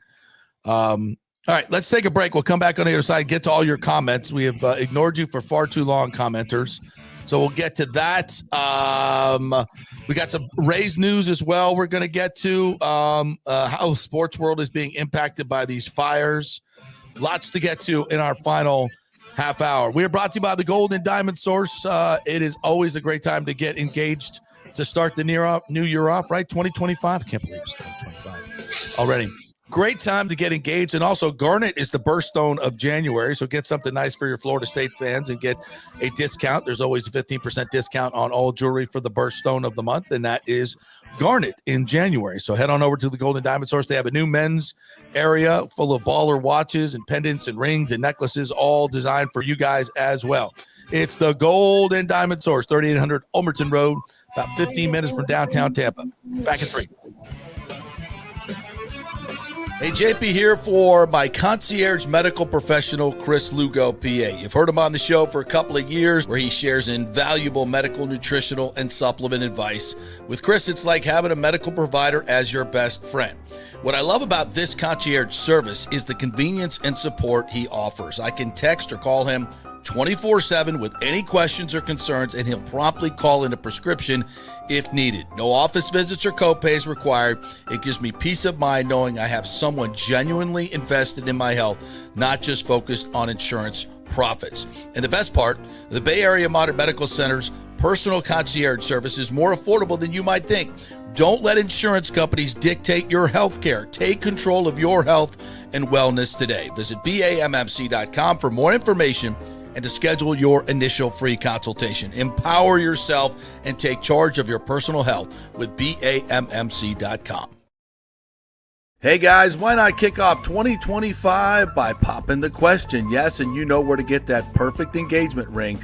It's the Golden Diamond Source. The best prices, the best quality, and yes, get her a real diamond. You don't want to go with the fake stuff. And January's birthstone is Garnet for all you FSU fans, right? Get 15% off all the unforgettable Garnet jewelry at the Golden Diamond Source. Also, discover Emilique by Emily Johnson Weintraub, a sleek and modern jewelry line that makes everyday gifts extraordinary. And don't forget, you have any unused gold? Turn it into cash or a stunning new piece. With gold prices soaring, there's no better time to trade up. You can do it all at the Golden Diamond Source, 3800 Ulmerton Road, always online at thegoldendiamondsource.com.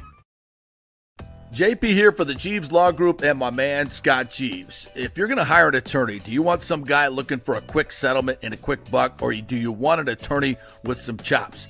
Scott is a board-certified civil trial lawyer and a certified circuit court mediator. Been practicing in the Tampa Bay area for over 30 years. He is a peer-reviewed AV preeminent-rated civil trial lawyer. They just don't hand out those classifications. He's been the lead class action counsel on many complex consumer protection cases and has handled hundreds of serious personal injury cases. He's dedicated his career to protecting injured victims and is committed to vigorously representing you.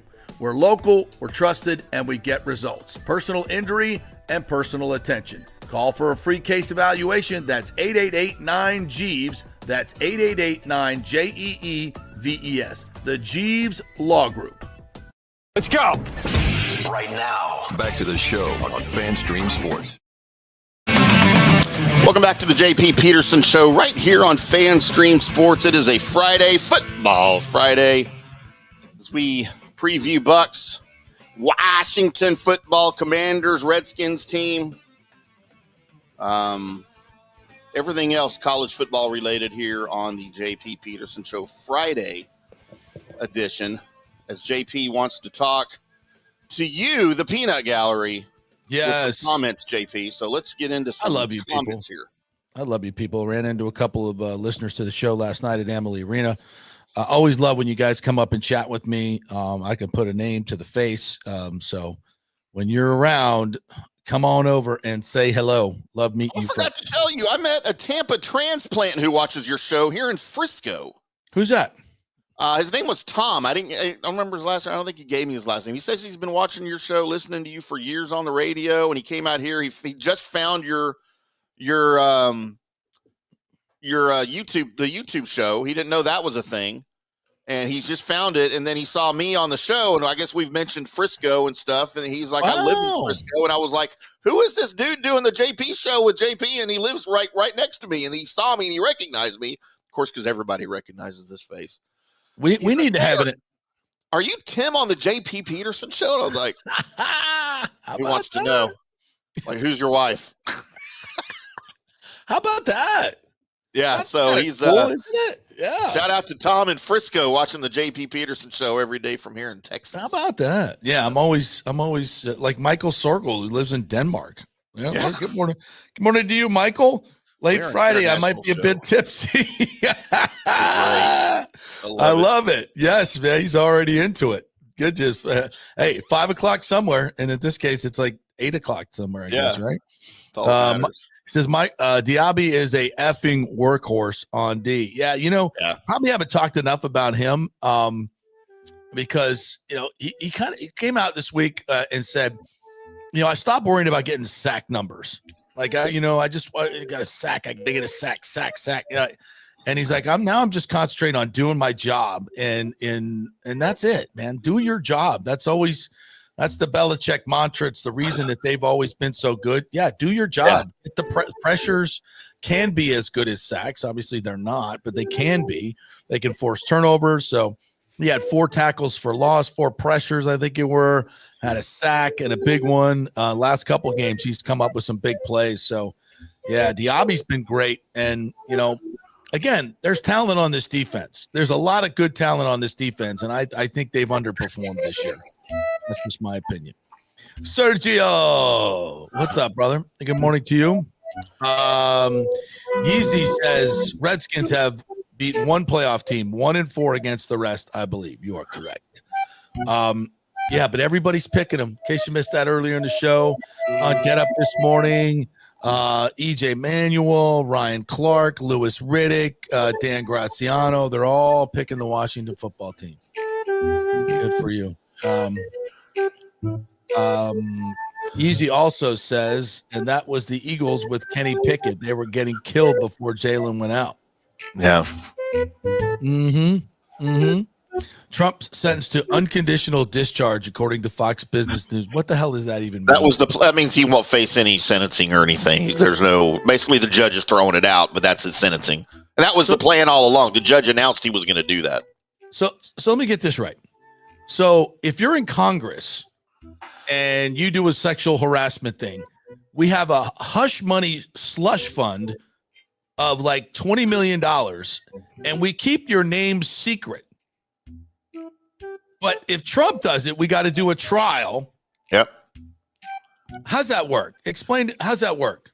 You got any inside scoop on that? So if you're a member of Congress and you sexually harass one of your interns, we keep it quiet and the taxpayers pay it off. But if Trump uses his own money, allegedly, for a hush money deal, we have to do a trial in New York. Okay. I mean, we have that same arrangement here with FanStream Sports. We have that slush fund too. We just handle it a little bit different for our hosts. But seriously, how's that work? Oh my God. I get a little fed up this morning. I put something on Twitter, and I'm just watching the missteps that are going on in California. And these poor people, you can't even get freaking water to come out of a fire hydrant. 10 people are dead. 20,000 structures are done. Absolutely massive litany of mistakes by the governor and the mayor in terms of the reservoirs and everything that they should have been doing and protecting smelt instead of protecting people, like just a litany of this stuff. And you just get fed up. It's like, and now there's Venezuelan gangs. There's Venezuelan gangs going up into the Hollywood Hills and looting all these homes. So it's like no security, can't put out fires, open borders, health officials that lie to you, corrupt government, weaponized Department of Justice, censorship. I mean, what bogus elections? What else? What else can we? Horrible public education, terrible public ed. What are we? 46 in the world now. What the effing hell has happened to this country? Jesus Christ! We can't do anything. I mean, I know what's happened. I know why. Yeah, it's no secret. I mean, Jesus, Pete, it's just awful. But let's get back to sports, shall we? Yeah. Christopher Cole. Yes, I want Abdul Carter in a Bucs uniform. How do we make that happen? Holy Jesus. He's Micah Parsons all over again. Maybe better. I think he might be better than he's better at this stage of his career than Micah Parsons was at that stage of his career. I think you're right. Christopher Cole says, I guess the national media forgot the Bucs have a lot of championship pedigree on this roster. I love this one, Christopher Cole. You're absolutely right. And that freaking matters in the playoffs. That matters in the playoffs. Yeah. These guys have championship pedigree. They know what it takes. They will not be overwhelmed by the moment, and they know the sacrifice and the focus that it takes to win a Super Bowl. So many of these guys. So, yeah, I think that counts for something. Yes, I've never wanted these people to be more wrong. Sergio says we need to start off fast by scoring first, run the ball from the beginning, limit mistakes, apply pressure to Daniels, and create turnovers. Easier said than done. That's exactly the strategy we laid out early, and it's obvious. How do you get that done? Now, for me, that's Bowles coming up with something different, something unique, something that's not just sit back, zone defense, rush four, and try to slow play this thing. I think you got to I think you need to be aggressive because you need to play that way throughout the playoffs. This defense is not good enough to just sit back and try to play, the cover two zone defense and then try to make a play in the red zone. I just don't think they're good enough to do that. I think you've got to create turnovers, which they have not really done. And you do that by applying pressure and playing more man. John Hill says leaving Notre Dame was the best thing for Notre Dame football. Brian Kelly leaving. Absolutely. And he left on his own accord. They didn't fire him. Yeah. So, and then Marcus Freeman was his defensive coordinator, correct? Mm-mm. Yeah. So we talk a lot about, the interim coach or elevating from within the popular guy. Doesn't usually work out, the Antonio Pierce situation, stuff like that. But Marcus Freeman, it certainly has. I mean, he's done one hell of a job. He says, I give up 2 firsts for Carter. He's a monster. I agree. I would. Bucs. So, and that's interesting because would you give up next year's first for him to move up? Man, the Bucs are not. I hate doing that for a linebacker, man. I hate doing that for a linebacker. Well, an edge. I know, but he's a linebacker. Parsons is a linebacker. Listen to me. Just conceptually. All right. The Bucs are going to be a perennial playoff team. They're going to perennially be picking in the 20s, late 20s. Finding the monsters, the Bosas, the Khalif. I mean, these guys do not grow on trees. They are special types of athletes that are easily recognizable, and they usually go in the first 10 to 15 picks at the most. He's one of those guys. So how are you going to get that guy? That is the missing piece to this team as a Super Bowl contender, in my opinion. Teams that win Super Bowl have that guy coming off the edge that just makes the difference. We had Simeon Rice, JPP. That's the guy. We don't have that. Yaya, we love him, but I don't think he might develop into that. He might. So I think there's some philosophy, especially since you've drafted so well over the last 2 years, that you can maybe expend a little capital if you're sure you could jump up and get a player like that. And I'm considering it because that's the missing piece. And you don't get them in free agency. You can't. It's very hard to find them in free, even though we did get Simeon and JPP in free agency. I guess. So in our draft coverage here in Dallas, when the Cowboys took Parsons at number 12, the Cowboys originally had the number 10 pick, and they were supposed to get one of these high hoity-toity cornerbacks, right? J.C. Horn and Patrick Surtain were their top two. Well, they went 8 and 9 right before the Cowboys picked to Carolina and to Denver. So then you have the Cowboys sitting there at number 10. They traded back to 12 with Philadelphia, but they got like an extra third-round pick in the same draft. And they went and got Parsons, who I had as that year the second best player, non-quarterback player behind Pitts, I think was that draft, Kyle Pitts. Yeah. So I thought that was way too high for a linebacker, edge rusher, whatever you want to call him. I mean, has it worked out? Yes. If you can get the guy at number 1 like the Browns did and Myles Garrett in 2017, that has obviously worked out as the number 1 pick, but that's a stretch to me for defensive lineman. But now you're talking about giving up a number 1 pick to get a guy that you don't know he's going to work out. You think he is. Mm-hmm. Yeah, I don't know. Yeah, that's just a reach to me.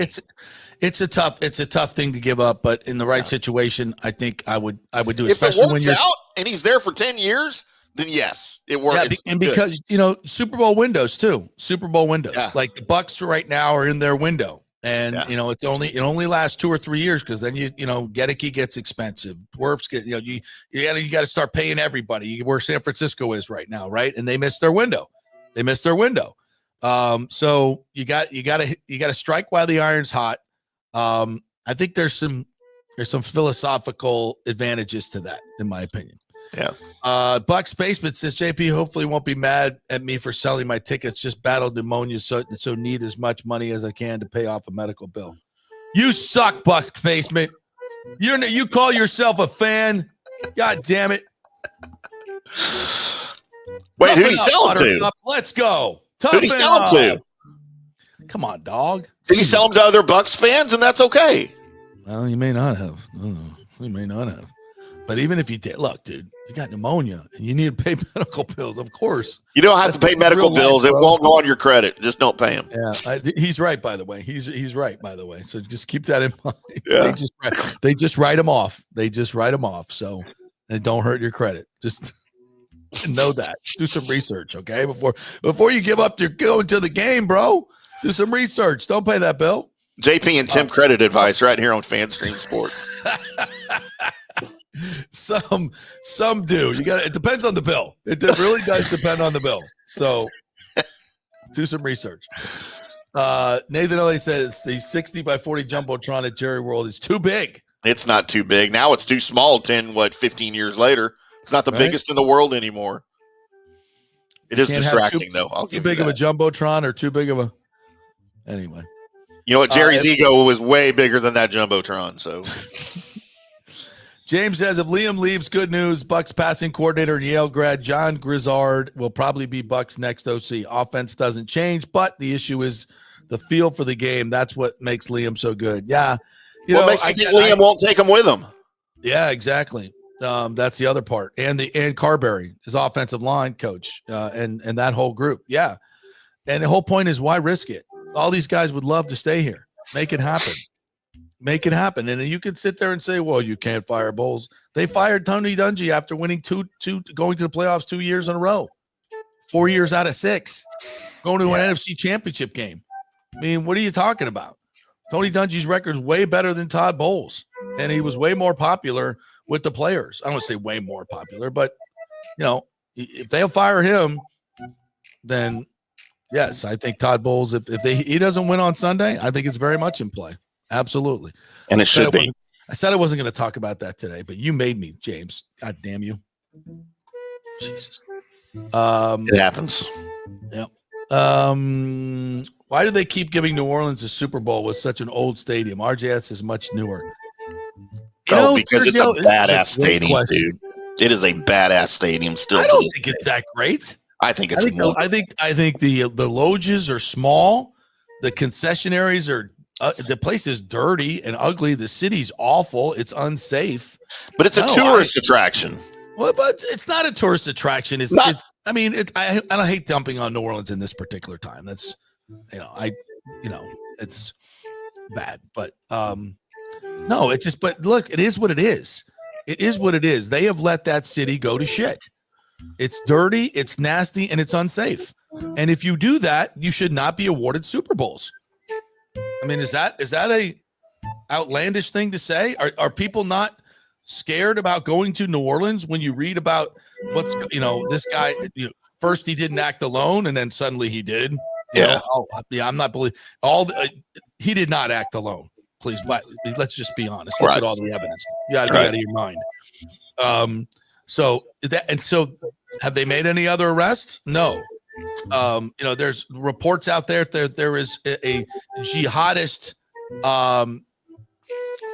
cell that they've been investigating in New Orleans for a while, and now the Super Bowl's coming there, and it's a long-standing tradition of corruption in New Orleans in terms of law enforcement and politics, and look at what's happened to the city.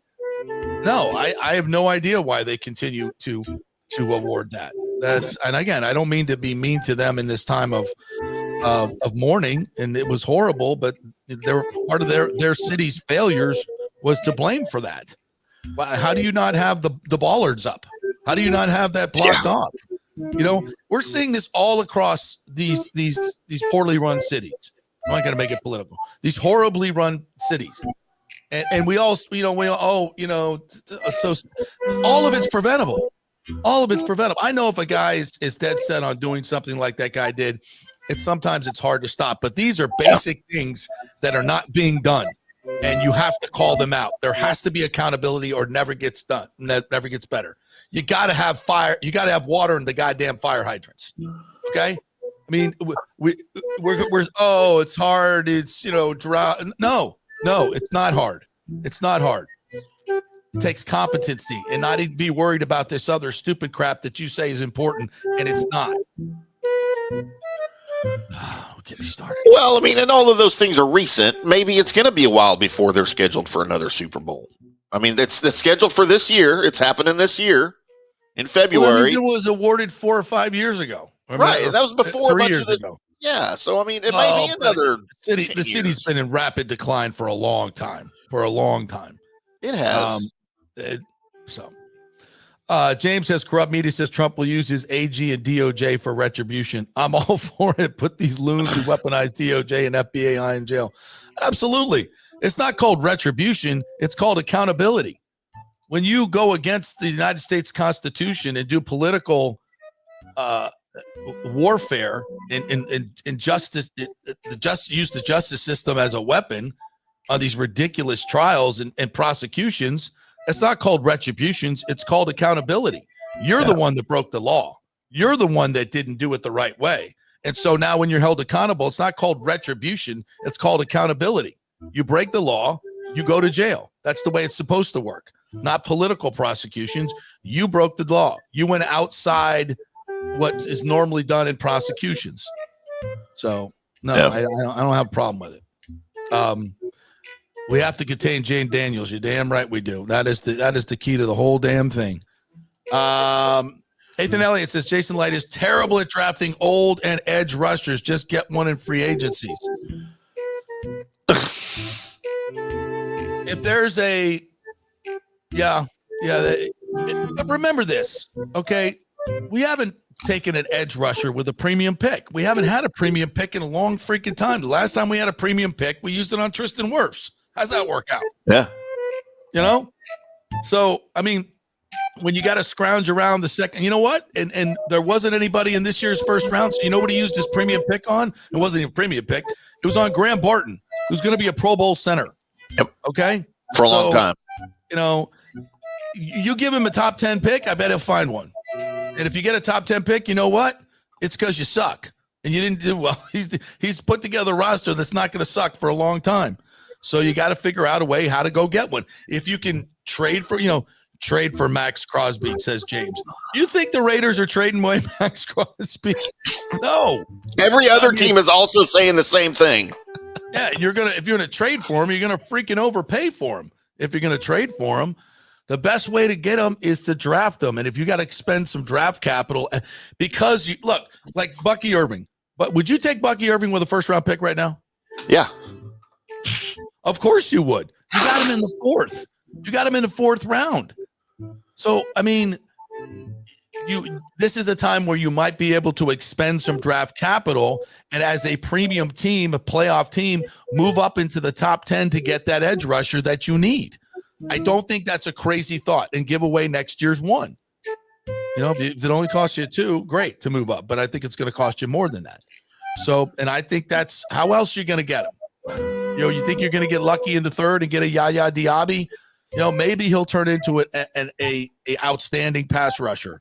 He's got the body for it, and so maybe he will, but I can still use another one. I could still use, Abdul Carter.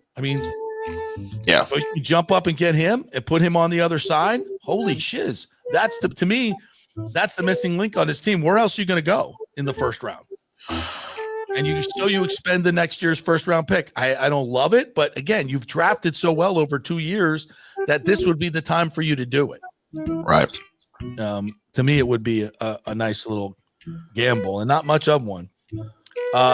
Mike H says Jalen could pick apart the Bucs secondary. Washington's defense is improving. Weather is perfect for game. Bucs are only 3-point favorites at home. Yeah, look, it's the Bucs inconsistency factor that is keeping this down. I think I think the Bucs are better. I think they should have won more than 10 games this year. This roster should have won more than 10 games. They should have beat Dallas. Should have beat Dallas. Should have beat Atlanta at least one of those times. At least one of those times. The Chiefs game. I mean, there's a lot of games they could have won. Now, they also should have lost the Panthers game. Like, what is this team doing messing around with the freaking Panthers? Should have beat Denver. And the Saints for a half. It's like, come on. So I think that's why it is what it is. I mean, the Denver loss doesn't look so bad now because they're a playoff team. Right. But at the time, it was Bo Nix's third start as a pro. Yes. That would have been a good time to get him. Good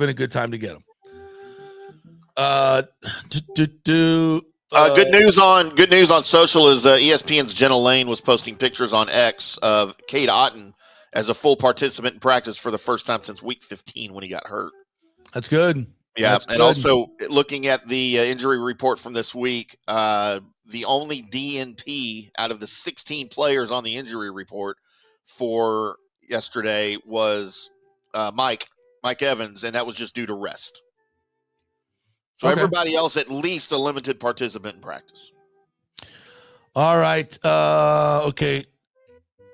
Kevin says, okay, nobody is scared of New Orleans. Have you been there lately? Yeah. Have you been in the news lately? Just say you're too old to do Bourbon Street. No, I'm never too old for Bourbon Street. That's my home, Bubba. Love me some Bourbon Street. I would still go. I would still go, and I would not think twice about going to Bourbon Street right tonight. I mean, because I'll be so drunk, if something happens to me, I won't know. It doesn't matter. I ain't scared. Interesting approach. Why can't a new coach leave and take position coaches for lateral moves? Can't Glazers pay these guys to stay? Be lateral moves. What's so hard about that? I mean, if they're under contract, they can't go. But but for a promotion, they can. Yeah. You bump up each guy, so a next level, and then the Glazers and the team can't stop them. If it's a promotion. Anything other in here? I think that's about it.